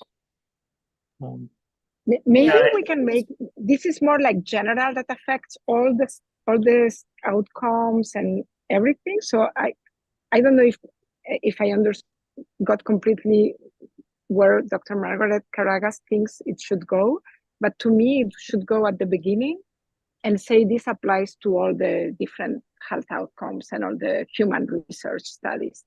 Yeah, I feel And like we're so, all on the same yeah. page. Yeah. So that it doesn't have to be correct. repeated in each section. Yeah. Yeah, And even, I have a small figure that is very simple and that if you want, like, I am happy to share it. I don't know if that would, if it's appropriate to have figures in documents like these ones, but if I can, if helpful, I can send it. It's probably overkill is my guess on it, just because the main people who will read this are the team that's been working on arsenic for years, as well as interested Yeah. members of the public, but I don't know that they need an intro figure. Yeah, I think Okay, we're all on yeah. the same page about the front matter idea, having some kind of preface that lays out common themes so that we don't have to keep saying them. Yeah, so I mean, generally our main task is to respond to the charge questions in a responsive and meaningful way. And that our audience in this is the EPA people who developed it, but by the same token, the full SAB will be signing on to this, and if we can include some of this to streamline the document and help them understand too, then that could be helpful. My sense is that it's mostly a matter of taking some wordage that is scattered throughout and bringing it to the front, streamlining it in other places, but not really adding more than like a paragraph in total. Dr. Pesa? I agree. Yeah, I agree with what's been said. I do believe that we spent quite a bit of time pointing out that arsenobetanes are non-toxic and don't really need to be considered, but arsenohydrocarbons and arsenolipids have been shown to have, in vitro studies, as high activity as arsenites. And so I think that distinction should be made in that section, because I don't think we've considered that at all throughout our discussion. And just make it a point that there are bioactive, and some of these arsenolipids cross into placental milk, into mother's milk and into the placenta. So very early sort of emerging issue, but we really didn't discuss it very much. So if there is a section, I think it should be pointed out. And that's an area of research, I would say, future research, because of the limited evidence, especially human evidence. Yeah. Right. And I guess to some extent, it could be viewed as a bit off topic because this is about inorganic arsenic. But yes. I think it's worthy of mention and as an aside almost. Yeah, I think it's worth mention from the exposure assessment perspective, in the sense that because this is an inorganic arsenic risk assessment, if the studies don't have a clear exposure assessment with the speciation, and the populations are eating seafood with these complex arsenicals, that's what's important, is to make sure that the studies have adequate exposure assessment so that the level of uncertainty regarding the exposure assessment for inorganic arsenic in the human research is as minimum as possible. And yeah. So I think that's the perspective that I think is the most relevant, and that's why we care about saying that the speciation needs to be done if the populations eat seafood, because if they don't eat seafood at all, in general, it's a much smaller issue. Yeah. Yeah. Can we go down to page 26? Before we do that, let me just see if Dr. Pesa has something about this. This is related, but please go ahead. Okay. Okay, well then let's do that. Let's go down to page 20. 25, 26. Because we crossed off a point that relates to exactly what Dr. Ananavasasian just mentioned. But my page numbers might be wrong again. There it is. So discuss how. Yeah, so that was the essence of the question, in the sense that discuss how seafood consumption in the presence of organic arsenic compounds may have impacted the exposure estimates based on urinary arsenic. And that's the front matter material that was discussed, and that's why we crossed it off here. And so I just wanted to differentiate that than the point you were making about a little bit about windows of exposure, that's all. And I did have I would like, did Dr. Pesa have another comment? Let me about see if I can catch up with you here a sec. Sorry. that? All right. I know this is, from your perspectives, inefficient watching me struggle through this, but it is what it is. So I'm not going to apologize too much more. You're doing Okay. great, I think. I just have to here There put it in a is. note to refer to front matter comment, refer to front matter comment on page 19. So when I got to typing class in high school, I was late and there were 20 typewriters and I was the 21st person who came. So I never got to take typing, so I never learned how to type. Okay, sorry. So you want me to go where next? I didn't know if Dr. Pesa Okay. had another Yeah, Dr. comment, Pesa, because your I hand's have still a up. different one, but it's close by this place. Okay, he's not lowering his hand and he's not speaking. So why don't you go ahead? All right, if you just move up a little bit to the bottom of 25 to get the other direction. Yeah, so, oops, stop there. Okay, scroll down, sorry, scroll, go back to, keep going to 26, sorry, keep going Oh, down. 20 back or forward or back? Go to 26, I'm sorry. Okay, And, all right, let's see. Can you stop there? Maybe it's one more. I think there's a time lag because I stopped quite a long time before that. Oops. Now I've lost it. I'm sorry, what's it about? No, it's about, oh, wait a minute. It's about urinary creatinine. Oh, Might yeah, be up a little bit more. Apologies. there it is. It's a recommendation on the recommendation. Oh, it is, okay. No, so I think you might need to go to 25. Urinary Not sure. biomarker studies, Hmm, dose conversion. oh, wait a minute. Calculation spreadsheets should be. Oh, here it is. So the augment the analyses. Yes. So it's the line 11. Yes. So I thought we had put that as a tier 1. And I thought I remembered a comment that Dr. Chen noted that more recent studies use specific gravity. And Yes, that we wouldn't want the EPA to exclude on the basis that they adjusted for specific gravity rather than creatinine. Is that correct? yes. Okay.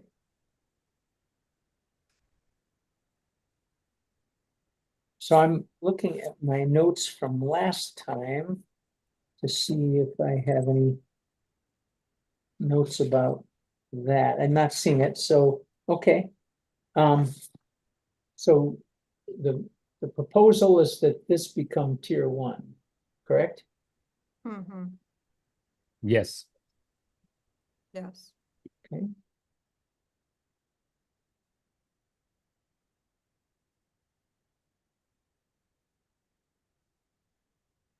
Okay. Hearing no dissent. Oops, I always forget to approve these before. It's one of those things in Word that drives me crazy. Okay, so.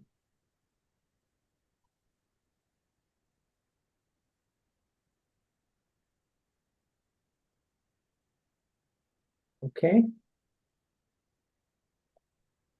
Others? Dr. Karagas? I don't believe there are any others. Thank you. Okay.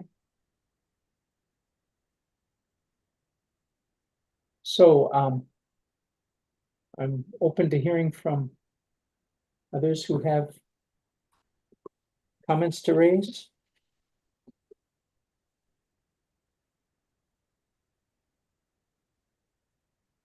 Yeah, Dr. Pennell, please go ahead.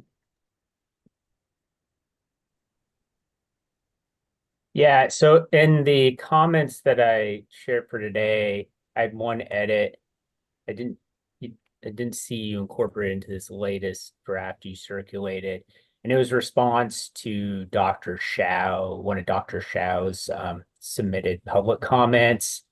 And it was in charge, the beginning part of a response to charge question 5. It was a sentence about the life table methods.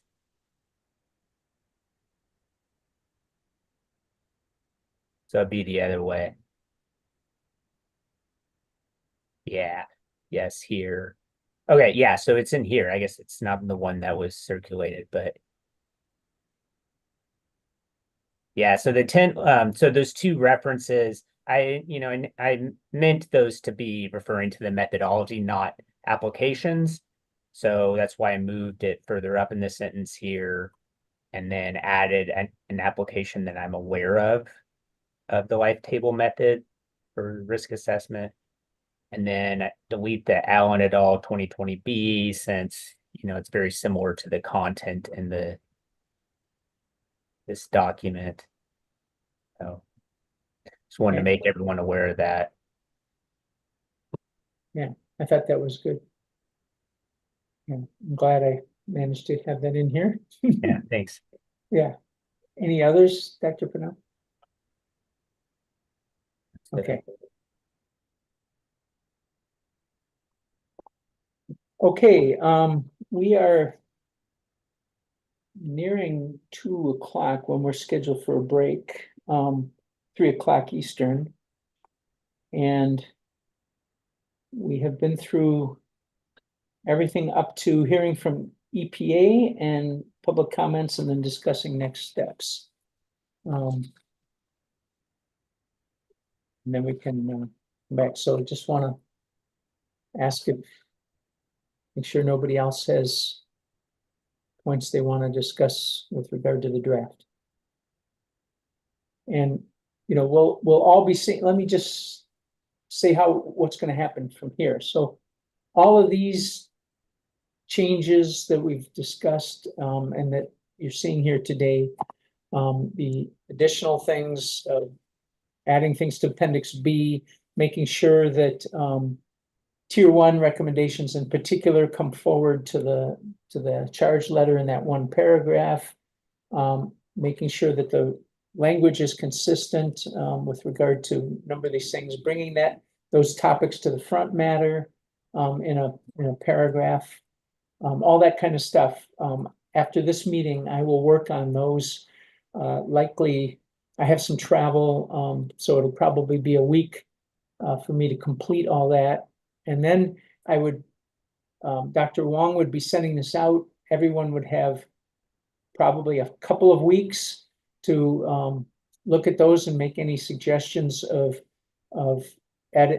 changing the editing of the text or this and that. Hopefully at that point, we're not introducing completely new stuff or getting off on any tangents. That's a focused sort of, have I incorporated the changes that all of you suggested and that we agreed upon here? And then at that point, it becomes a document that is going to go through probably some final format to make sure the formatting, it will be changed from Times Roman to Calibri, because I guess EPA is making that shift. And then it would go to the full SAB, and they would appoint a group to do a quality review of our product. And then there will be a meeting scheduled of the SAB in October. And I'll be presenting this along with help from some of you to the full SAB for their consideration. So that's the process going forward. So why don't we take a break? And I think we can break until 10 minutes past the hour. And so that would be 3:10 Eastern, 2:10 Central, and whatever it is, wherever you are. And then we'll hear from EPA, and then we'll hear from public commenters and go from there. Okay, so let's take a 15-minute break. Thank you.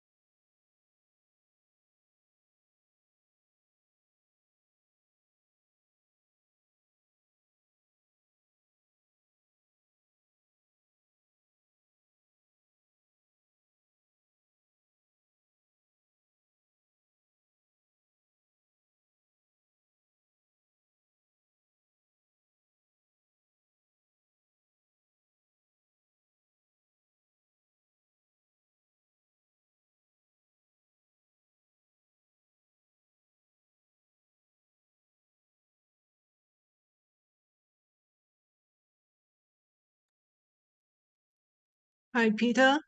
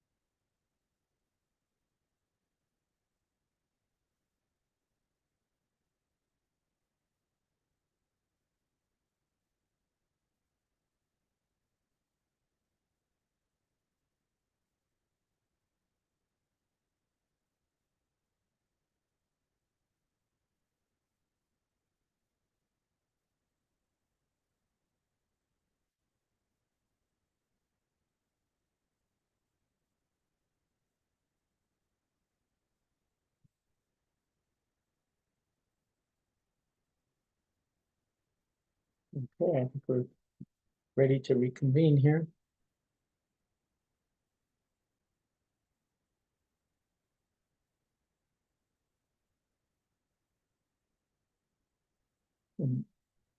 Dr. Wong, do you know who from EPA will be speaking?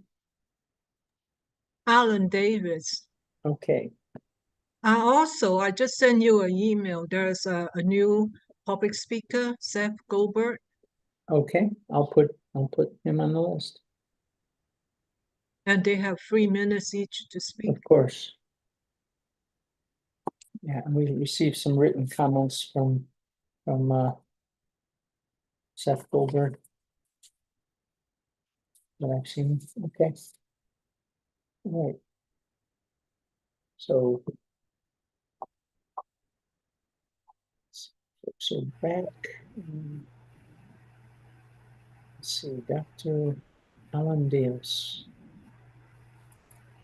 There you are. Yeah, can everybody hear me? Yeah, we can hear you. Awesome.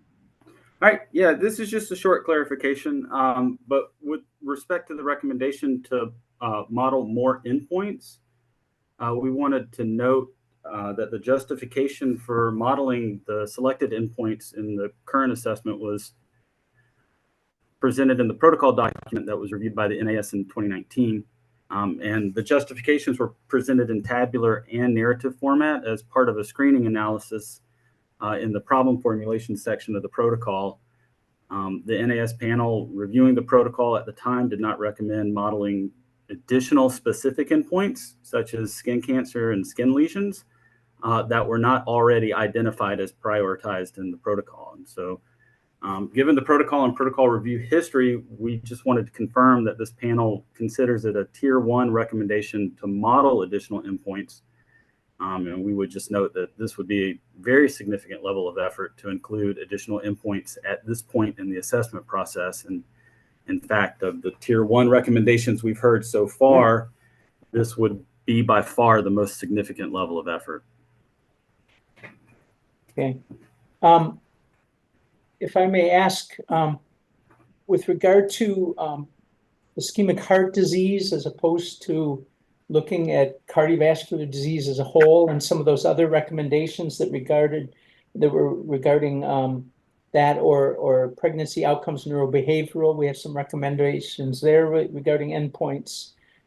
Any concerns about those? Because I think part of the modeling more endpoints had to do with those aspects as well.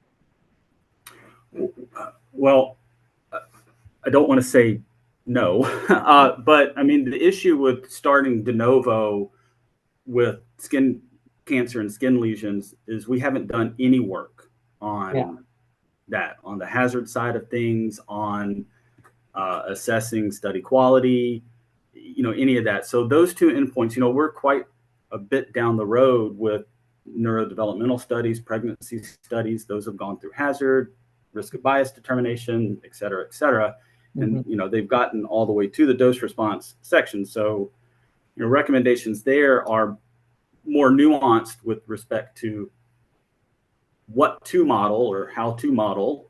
But with skin lesions and skin cancer, it would be starting from absolute square one. Yeah.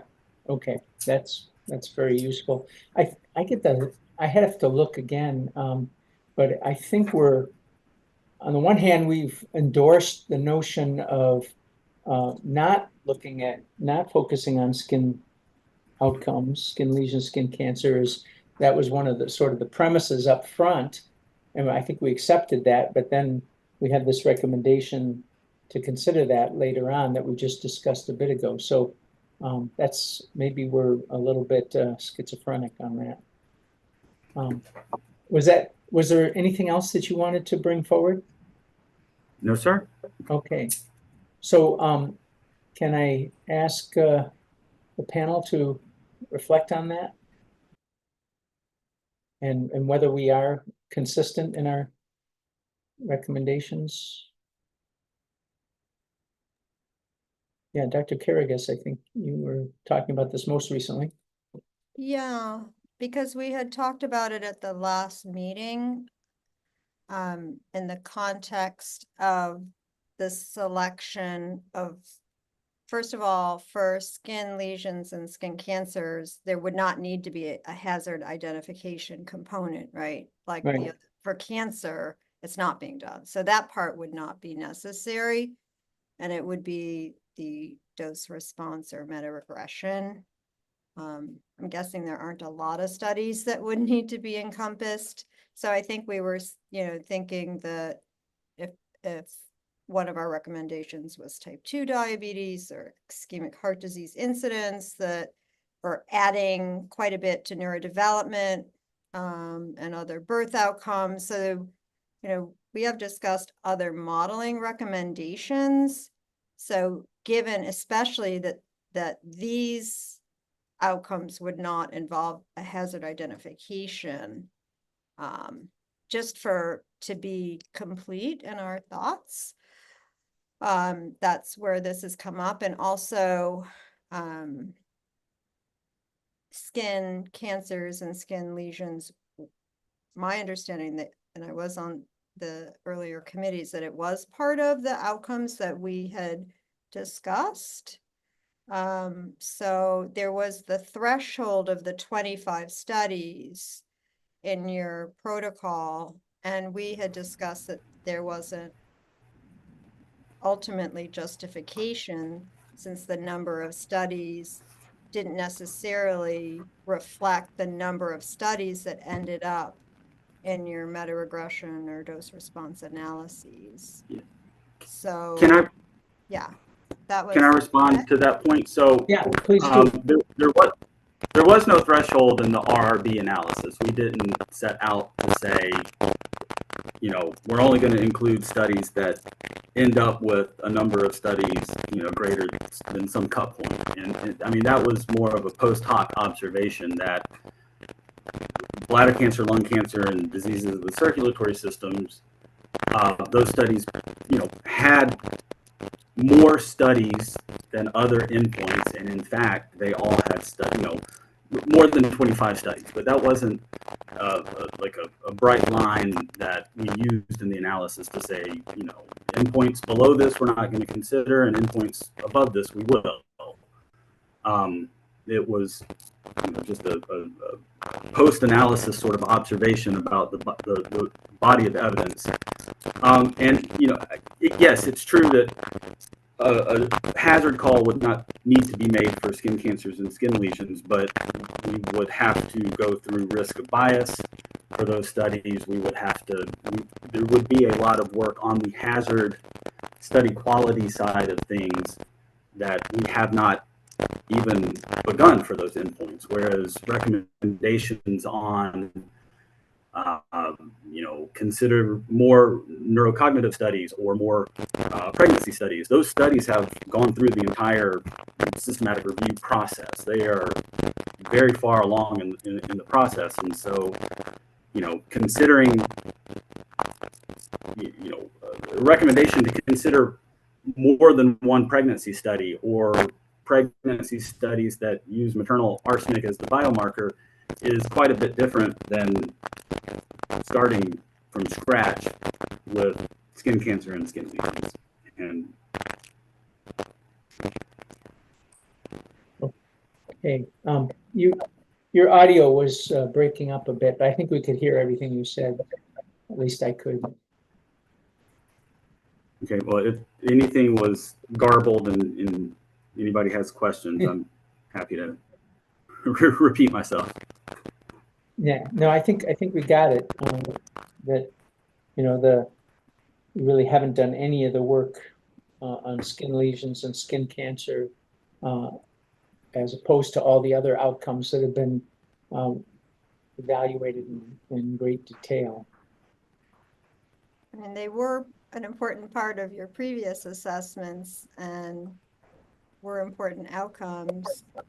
And I think my understanding is that we make the recommendations that we, based on our experience and review of your report, we think is best. These are our recommendations, and my understanding is you don't have to take all the recommendations. So I think that's where we're coming from, is that we're just speaking our conscience, and that the EPA will need to evaluate other considerations that are outside our scope. Yeah, so I think in making the recommendations and that we make and justifying them, that all makes sense. And then in terms of the tiering, we consider a lot of different considerations. And you know, this is additional information that I don't think I was aware of, that this would be starting from scratch versus any of the other recommendations we've made. So I think it's worthy of our consideration to that effect, what impact that might have on implementation. So it's not to say we don't bring it up. It's just, I think, might come to the tiering. Yes, Dr. Wood. Can I ask why that was left out of the assessment? Why skin lesions, skin cancers were not addressed? Yes, Dr. Allen, can you respond to that, please? Because of the off-ramping of endpoints in the protocol document, as part of the consideration of the 12 outcomes for which there was epidemiologic evidence, and that was tiered in the previous 2013 NRC document. We did the RRB screening analysis. We looked at the RRB values. We looked at the body of evidence for the individual endpoints. Initially determined we would focus on DCS, bladder cancer, lung cancer, and then in consultation with our client program and regional offices added pregnancy, neurocognitive, and diabetes. Skin cancer, skin lesions, along with a few other endpoints, immune effects, renal cancer, liver cancer, those were all off-ramped in the problem formulation portion of the protocol. Yeah, right, okay. So basically the steps that came before this step led to the prioritization of the outcomes that we have before us and the off-ramping, as you said, of skin, immune, and several others. Yes, Dr. Bruchowski.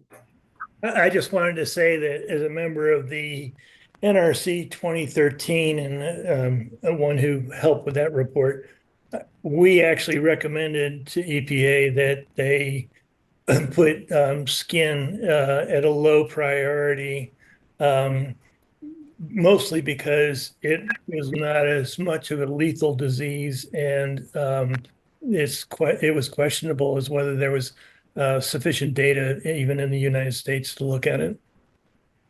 But we recommended that it be, if the EPA had to prioritize the endpoints they looked at, that skin would be a low priority. Okay, thanks. That's very helpful to know what the thinking was behind that. Dr. Wood, Yeah, that helps a lot. I appreciate that. And maybe we could discuss that recommendation and ask for clarification of endpoints versus you should do this endpoint. the justification for why not to do that endpoint. Yes. Clarification and justification. I'm looking at the 2013 report now, and lung, skin, and bladder, ischemic heart disease, and skin lesion are in tier 1 for the health endpoints of concern. So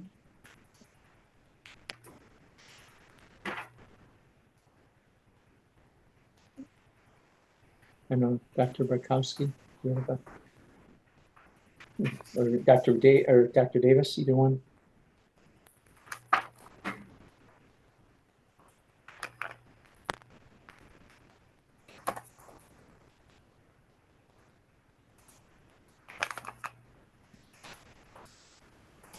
Yeah, I can speak to the 2019 protocol. I don't want to try to delve too deeply into the thinking of the 2013 panel, but we took the initial tiering from the NRC from the 2013 report, and really thought hard about the endpoints, the tiering, what endpoints carried the greatest weight of evidence, the results of the screening analysis, and tried to present a thoughtful prioritization that would move the most impactful endpoints into into the current assessment. So we tried to lay that out in the 2019 protocol, which again, we present the 6 endpoints that we state are going to be prioritized for the arsenic assessment, and there was not pushback from the 2019 panel, and there was not a recommendation at that time to add in specific endpoints that we did not identify as the 6 that we were going to move forward with. So that's why we're saying at this point in the assessment process to go back to square one is, it would be a monumental level of effort. Yeah. Well, I think it's appropriate for us to raise the question. I also think it's appropriate for us to hear the reasoning behind this, and maybe to ask for that to be clarified in the document. There was a process between 2013 and 2019 and now that led to this endpoint. So that's where we are. Dr. Borsuk? Oh, you're muted. I was just calling to highlight the note that was there, and that was my sense too, is that a lot of the skin studies were in Taiwan, and I think that was one reason they weren't included. Mm-hmm. And probably Bangladesh too. Yeah, I'm back. Yeah, very high exposure levels in the water. There are studies in the US. Mm-hmm. So I think, if you look on the graph, you'll see that there are some studies. And I guess, again, my point was that many of the outcomes have very few studies to look at. Mm-hmm. And in the past, the analyses and the literature suggest that skin cancers are a sensitive endpoint, especially for cancer. So if we're looking at total cancer, adding lung and bladder, that's not really expressing the total cancer, since skin is such an important prevalent cancer that while the percentage, the survival is good in the general population for skin cancers, they're highly treatable, but there are subgroups of the population that are at high risk of dying from them, including transplant recipients and people on immunosuppressive therapies. So it just is interesting that EPA has used skin cancer as a sensitive endpoint in the past and is now not using it. And there wouldn't be a lot of relevant studies that would end up in such models. So I can't speak to the full scope of what the EPA does. Yeah. Again, we can only say what we think now. Right. And those skin cancers would be primarily basal and squamous cell, correct? Yes. Mm-hmm.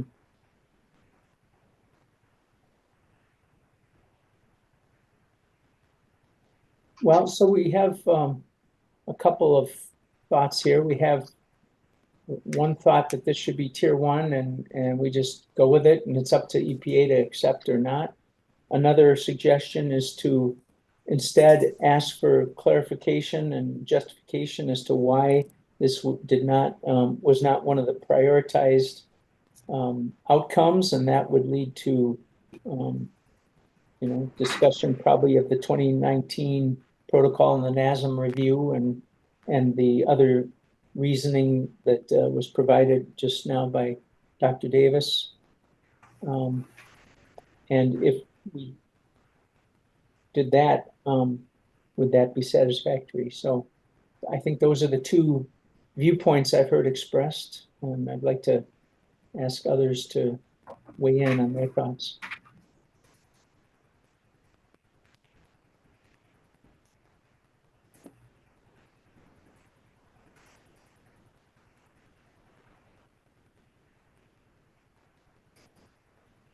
Yeah, I think we should make it a tier 1 and leave it to EPA to decide how they want to handle it.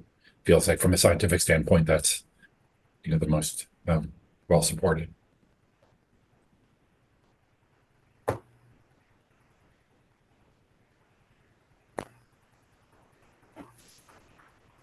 Any other views?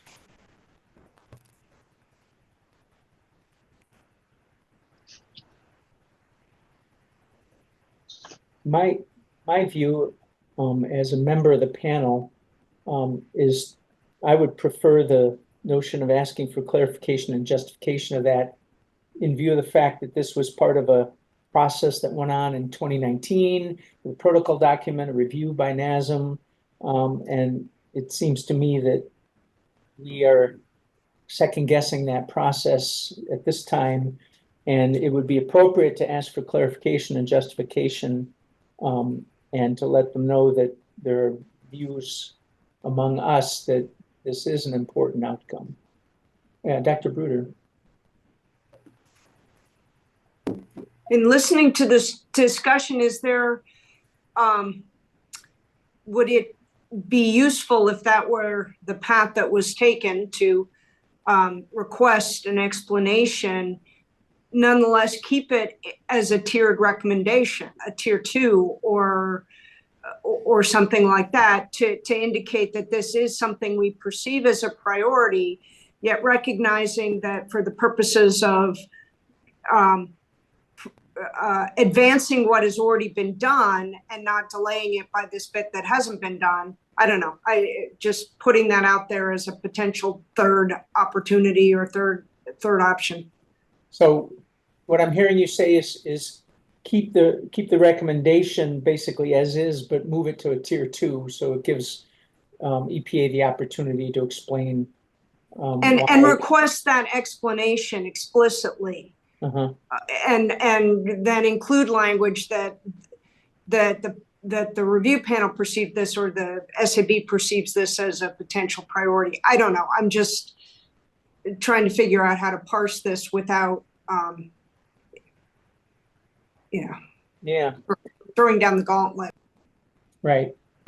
Well, I mean, I'm sympathetic to the fact that when you're looking at all the different outcomes here, the various lung cancer, bladder cancer, type 2 diabetes, adverse pregnancy outcomes, ischemic heart disease, and looking at the kind of incidence rates that we're seeing for those associated with inorganic arsenic, that prioritizing those outcomes that were prioritized, to me personally, seems to be rise to a higher level than considering skin lesions, which are certainly important, but appear to be of less significance to life and health than those other things that we've talked about.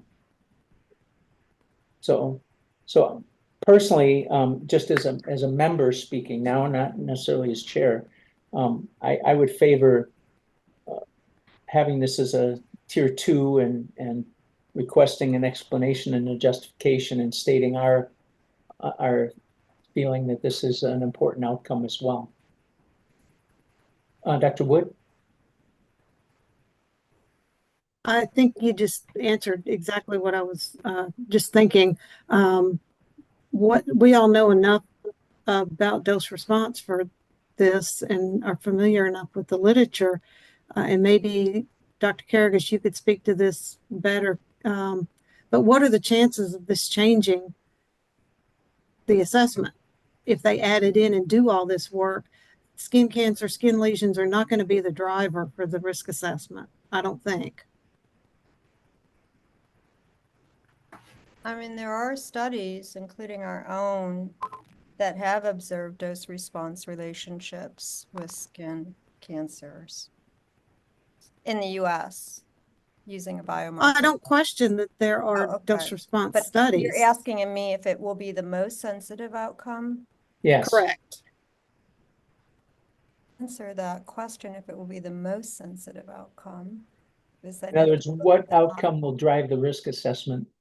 Will it be skin lesions? Wherewithal not to.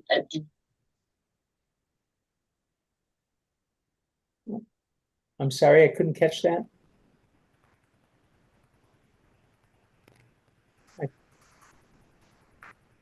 Okay. Dr. Davis, you had unmuted, I noticed. Is that to say something? No, sir. Okay. So that, yeah, I mean, the question, and I guess that I'm reflecting on that looking at the severity of the other outcomes and the very high incidence or prevalence associated with drinking water levels of arsenic. The question is, would skin lesions drive the risk assessment? And maybe we don't know that. Maybe that's a question to be part of this recommendation. Dr. Borsick, are you trying to speak? No, okay. Trying to interpret everything here and not miss anybody.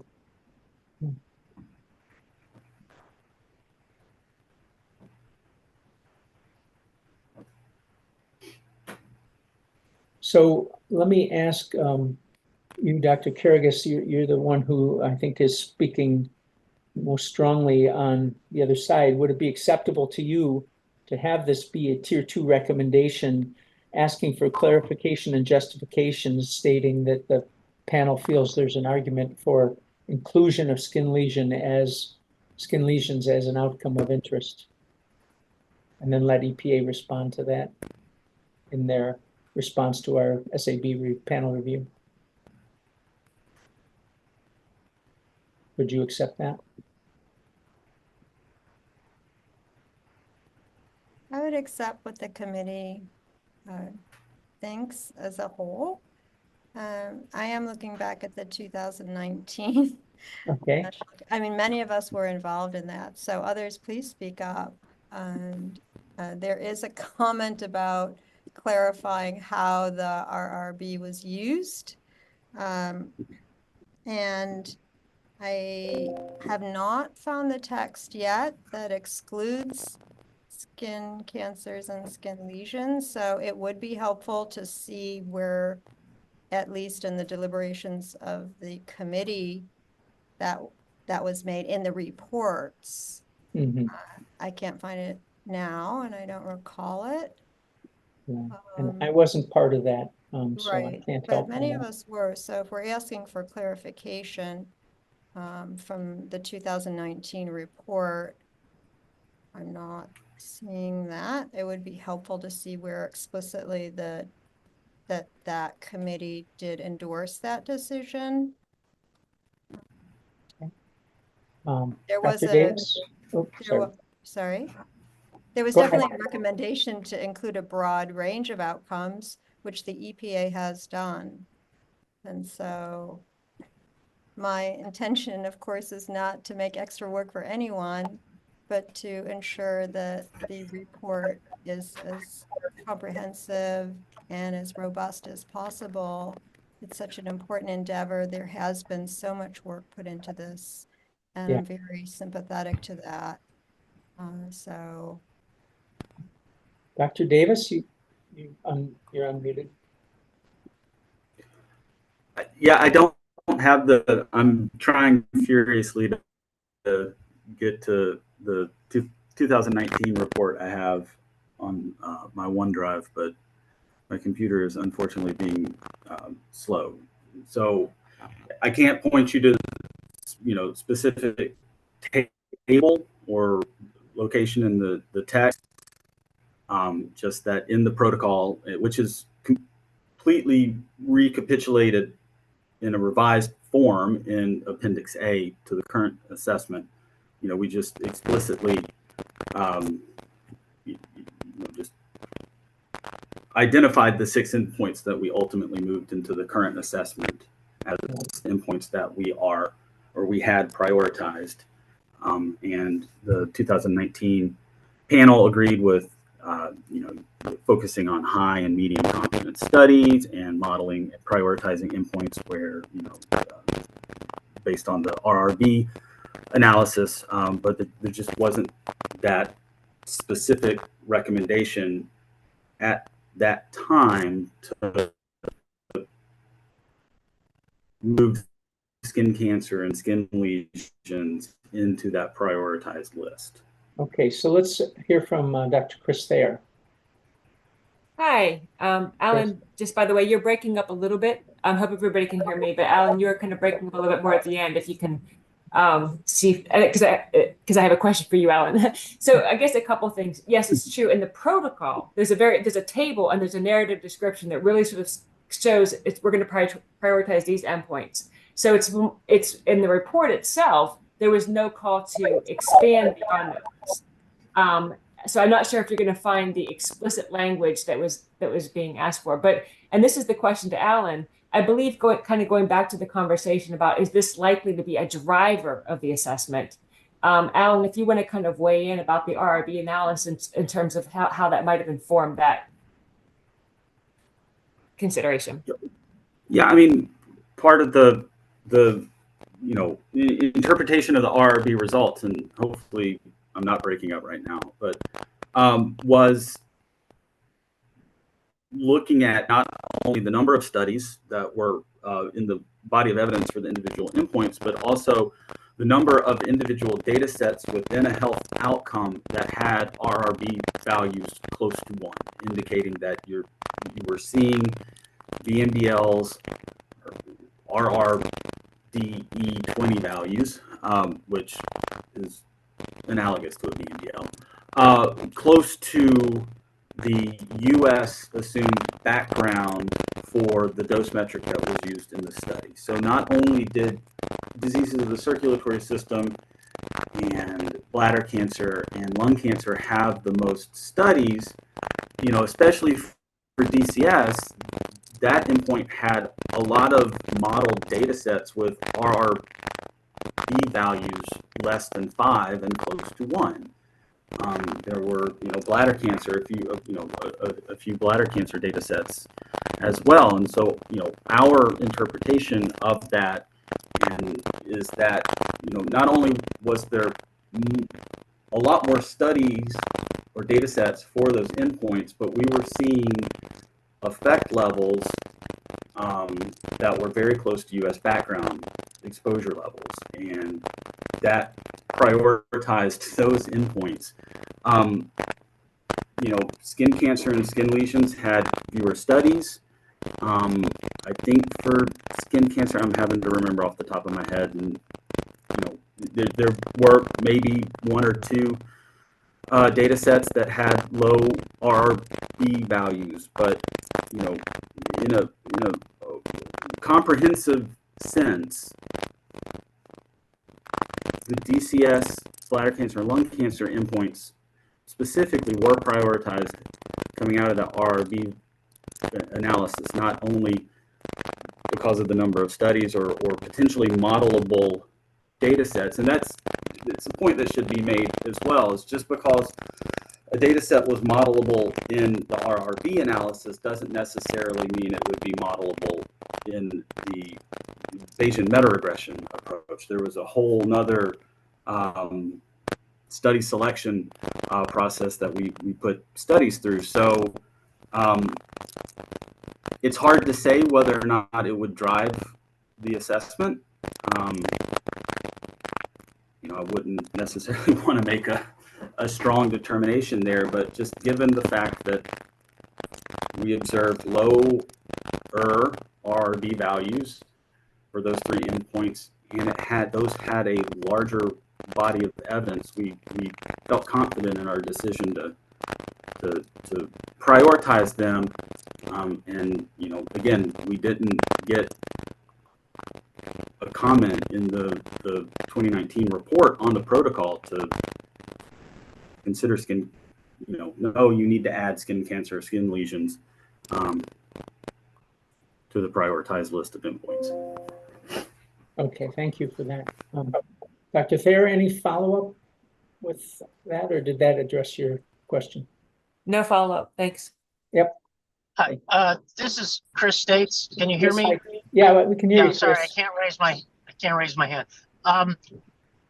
I'd just like to make a couple comments. So I'd be in favor of just putting it in as a tier 2, just provide the explanation. But I would point out just a couple of things. One is that skin has been long recognized as the major target organ. However, it probably will not supersede diseases of the cardiovascular system as a driver for the analyses of risk. That's basically all I wanted to put in there. Okay, thank you for your comment. Glad you were able to chime in. I think you're on your phone right now, so yeah. Yeah, I am. Yeah, okay, thank you. Okay, so we've identified 3 pathways. I guess the one I'm hearing as we've discussed this further, a little bit more support for is asking for clarification, justification, and provide an explanation as to why the skin lesions and skin cancer did not rise to the level as a priority health outcome as to those that were studied, and just to note that we think it's an important outcome as well. So that's, I think, what's on the floor. I'll put that out as a motion, or as a friendly friendly suggestion, seeking concurrence.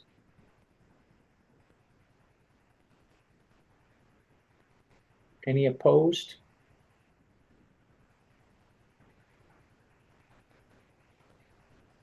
Margaret? No, I just want clarity on the 3 options and which option you're suggesting that we get clarification on this.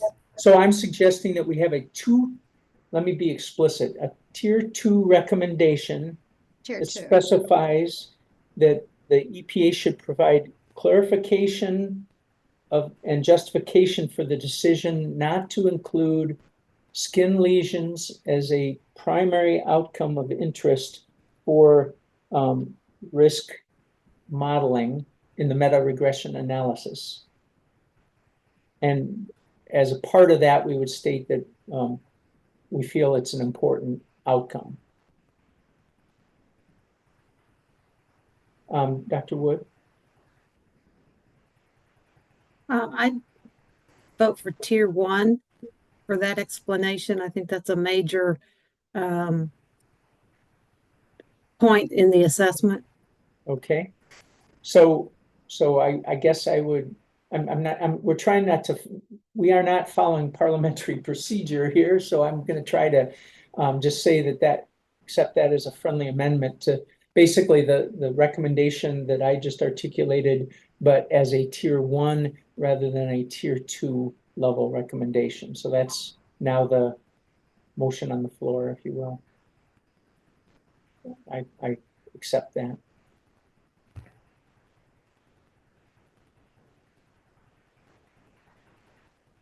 Any dissent?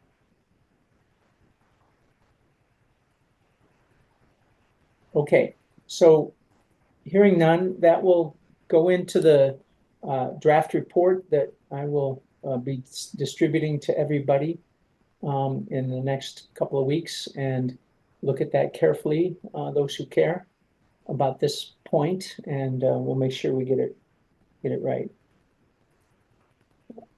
Okay. So let me just circle back one more time to Dr. Davis, make sure that he has nothing further in his remarks. Dave? No, sir. Okay, very good, thank you. So next we will move to the next item on our agenda, which is to hear public comments with 3 minutes for each of 3 public speakers. 2 signed up previously, 1 signed up today. First off, I'll call on Dr. Rosalind Schaff or is it Schoof? I'm sorry if I'm getting it wrong, from Ramble. And please introduce yourself so I get your name. Shoof is right. Schoof. You All got right. it on the second try. right. Rosalind Shoof. Very good. I'm a principal and toxicologist at Ramble. I've been an environmental consultant for a long time. The theme of my comments is on dietary intake of arsenic, which has been a subject I've researched, and issues with starting to rely more and more on low-dose epidemiology studies that are examining potential associations of various diseases with variation in dietary intake, and concerns about exposure misclassification and confounding. And my concern that because of those limitations, it's very critical to include mode of action and mechanism assessments in dose response analyses. 25 years ago, I published a paper that was the first market basket study of inorganic arsenic intake in the American diet. And that paper's been cited over 600 times, sparking a lot of research, especially on arsenic in rice. And we saw in the FDA risk assessment for arsenic and rice, and that was, I guess, finalized in 2016. They compiled a remarkable quantity of data on arsenic species in rice and rice products. And the issue that I want to raise is that what they've found is that on average, more than half of the arsenic in rice is DMA.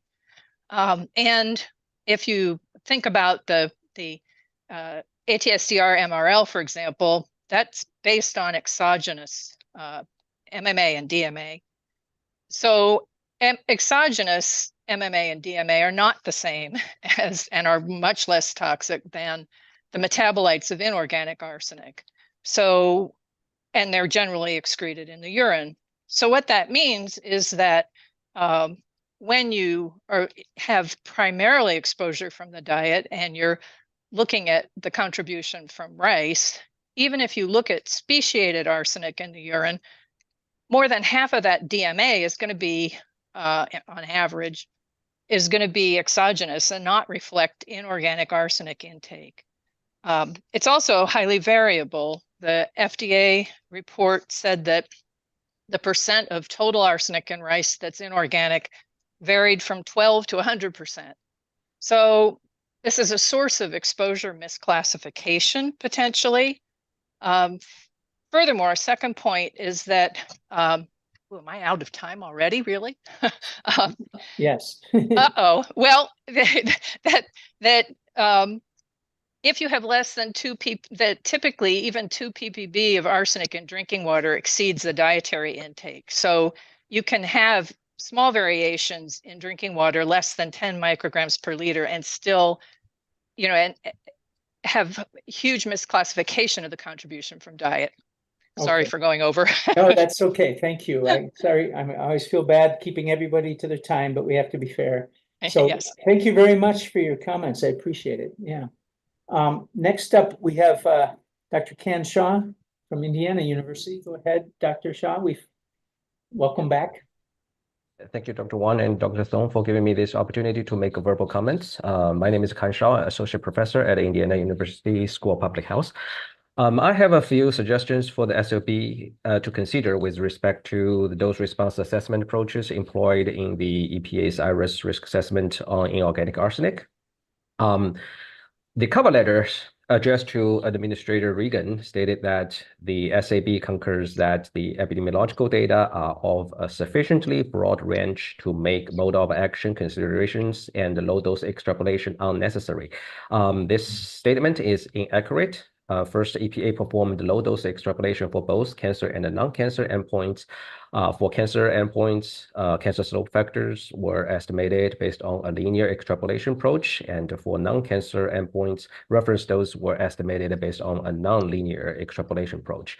Second, the EPA's argument is that the consideration of MOA is unnecessary for low dose extrapolation, but not low dose extrapolation is unnecessary. So the second point mentioned above actually is directly related to the major concern I have for EPA's dose response modeling approach, particularly using epidemiological data I'm good. in How are you doing? Excuse me, sufficiently Dr. low. States, can you No, I'm please fine, mute? thanks. There we go.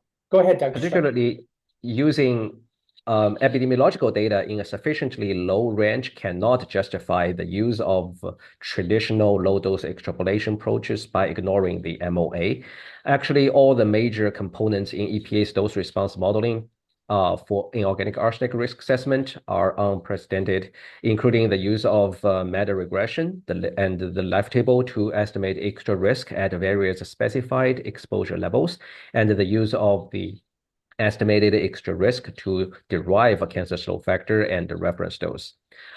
Because the methods of meta regression, life table, and fitting dose response models to estimated data were not used in previous IRIS risk assessment, so it is extremely important for EPA to make the introduction and the description of the dose response method transparent and comprehensive.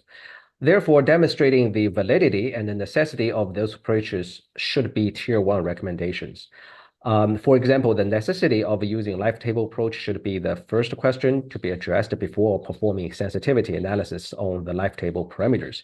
In addition, the life table method used in the IRIS assessment for LAA just mentioned in the discussion may not be the same as the one used in this risk assessment. I also urge SAB to pay attention to the unconventional low-dose extrapolation approaches used in this IRIS assessment. Estimating extra risk value at various specified exposure levels are no longer the observed epidemiological data in the low-dose range. Therefore, fitting a polynomial model to the estimated data cannot justify the linearity or non-linearity of the dose-response relationship for any of the dose endpoints. So that's my comments, and thank you for consideration. Yeah, thank you very much for your comments. We did have some discussion of the cover letter sentence that you're referring to prior to you joining us. So just to let you know that. Okay, thank you. Our third speaker is Dr. Seth Goldberg, who is also supplied written comments once again on that letterhead of the Arsenic Scientific Task Force. So Dr. Goldberg, are you on?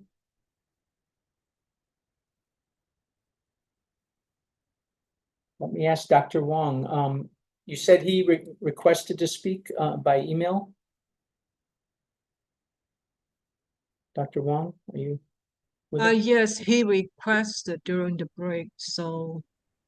Okay, he's not on, so I will just point people Well, to. he has submitted written comments, so. Yeah, I was just gonna say, I'll just point people to the written comments that he has submitted, that he's got a bullet point about tiering, a bullet point about systematic review.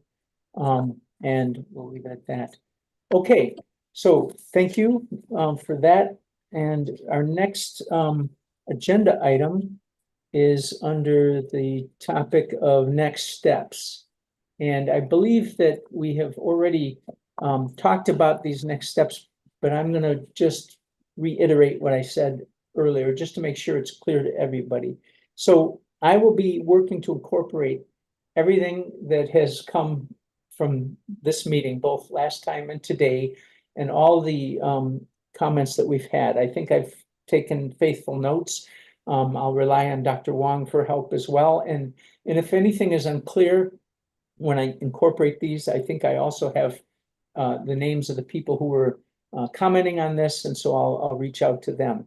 The goal will be that in a couple of weeks' time, we'll have the next clean version, and this will be a version that will represent basically this whole July's meeting in its two parts. And I'll have a clean version, and I'll have a version that will track changes, and the track changes will be from the initially submitted, distributed June 11 document. So it'll be changes tracked from the June 11.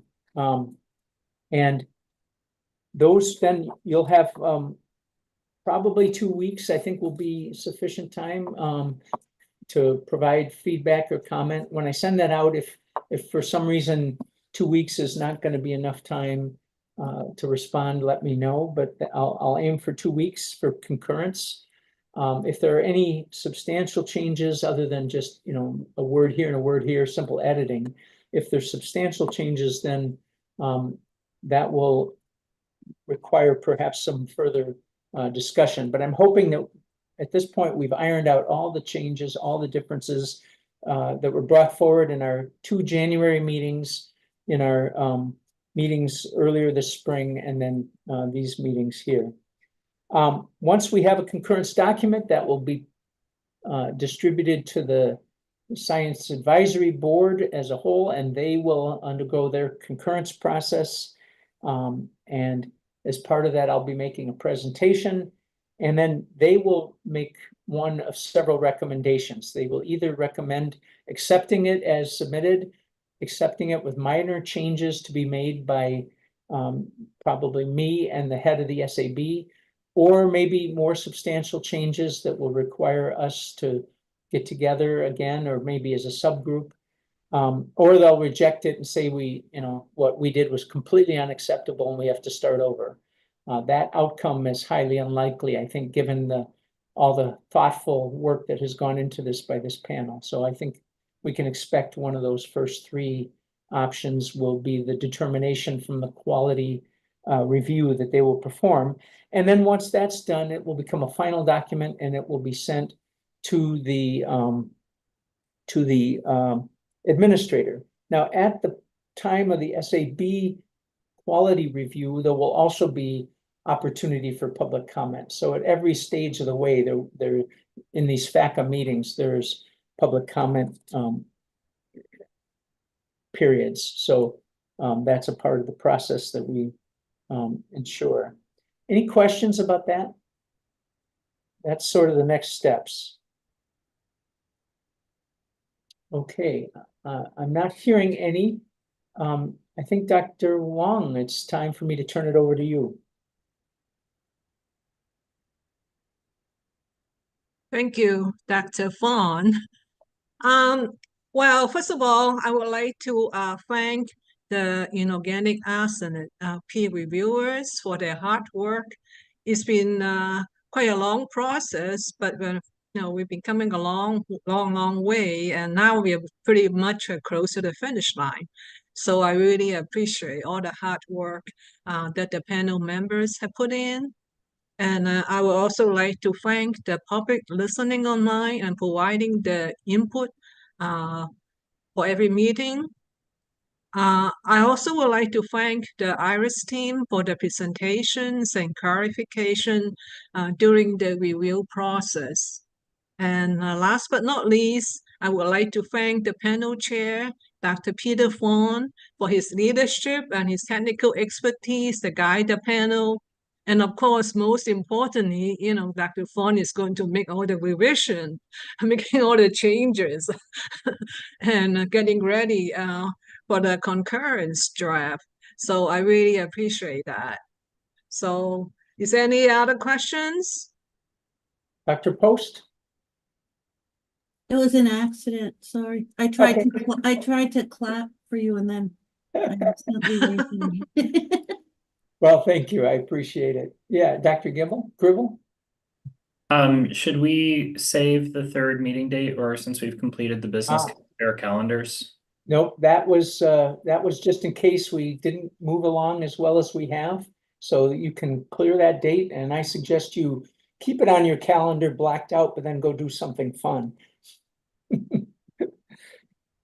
Yeah, blame it on me. Okay, and Dr. Brennan, did you have anything before we adjourn? No, okay. Just thank you all for your public service and well done during the meeting.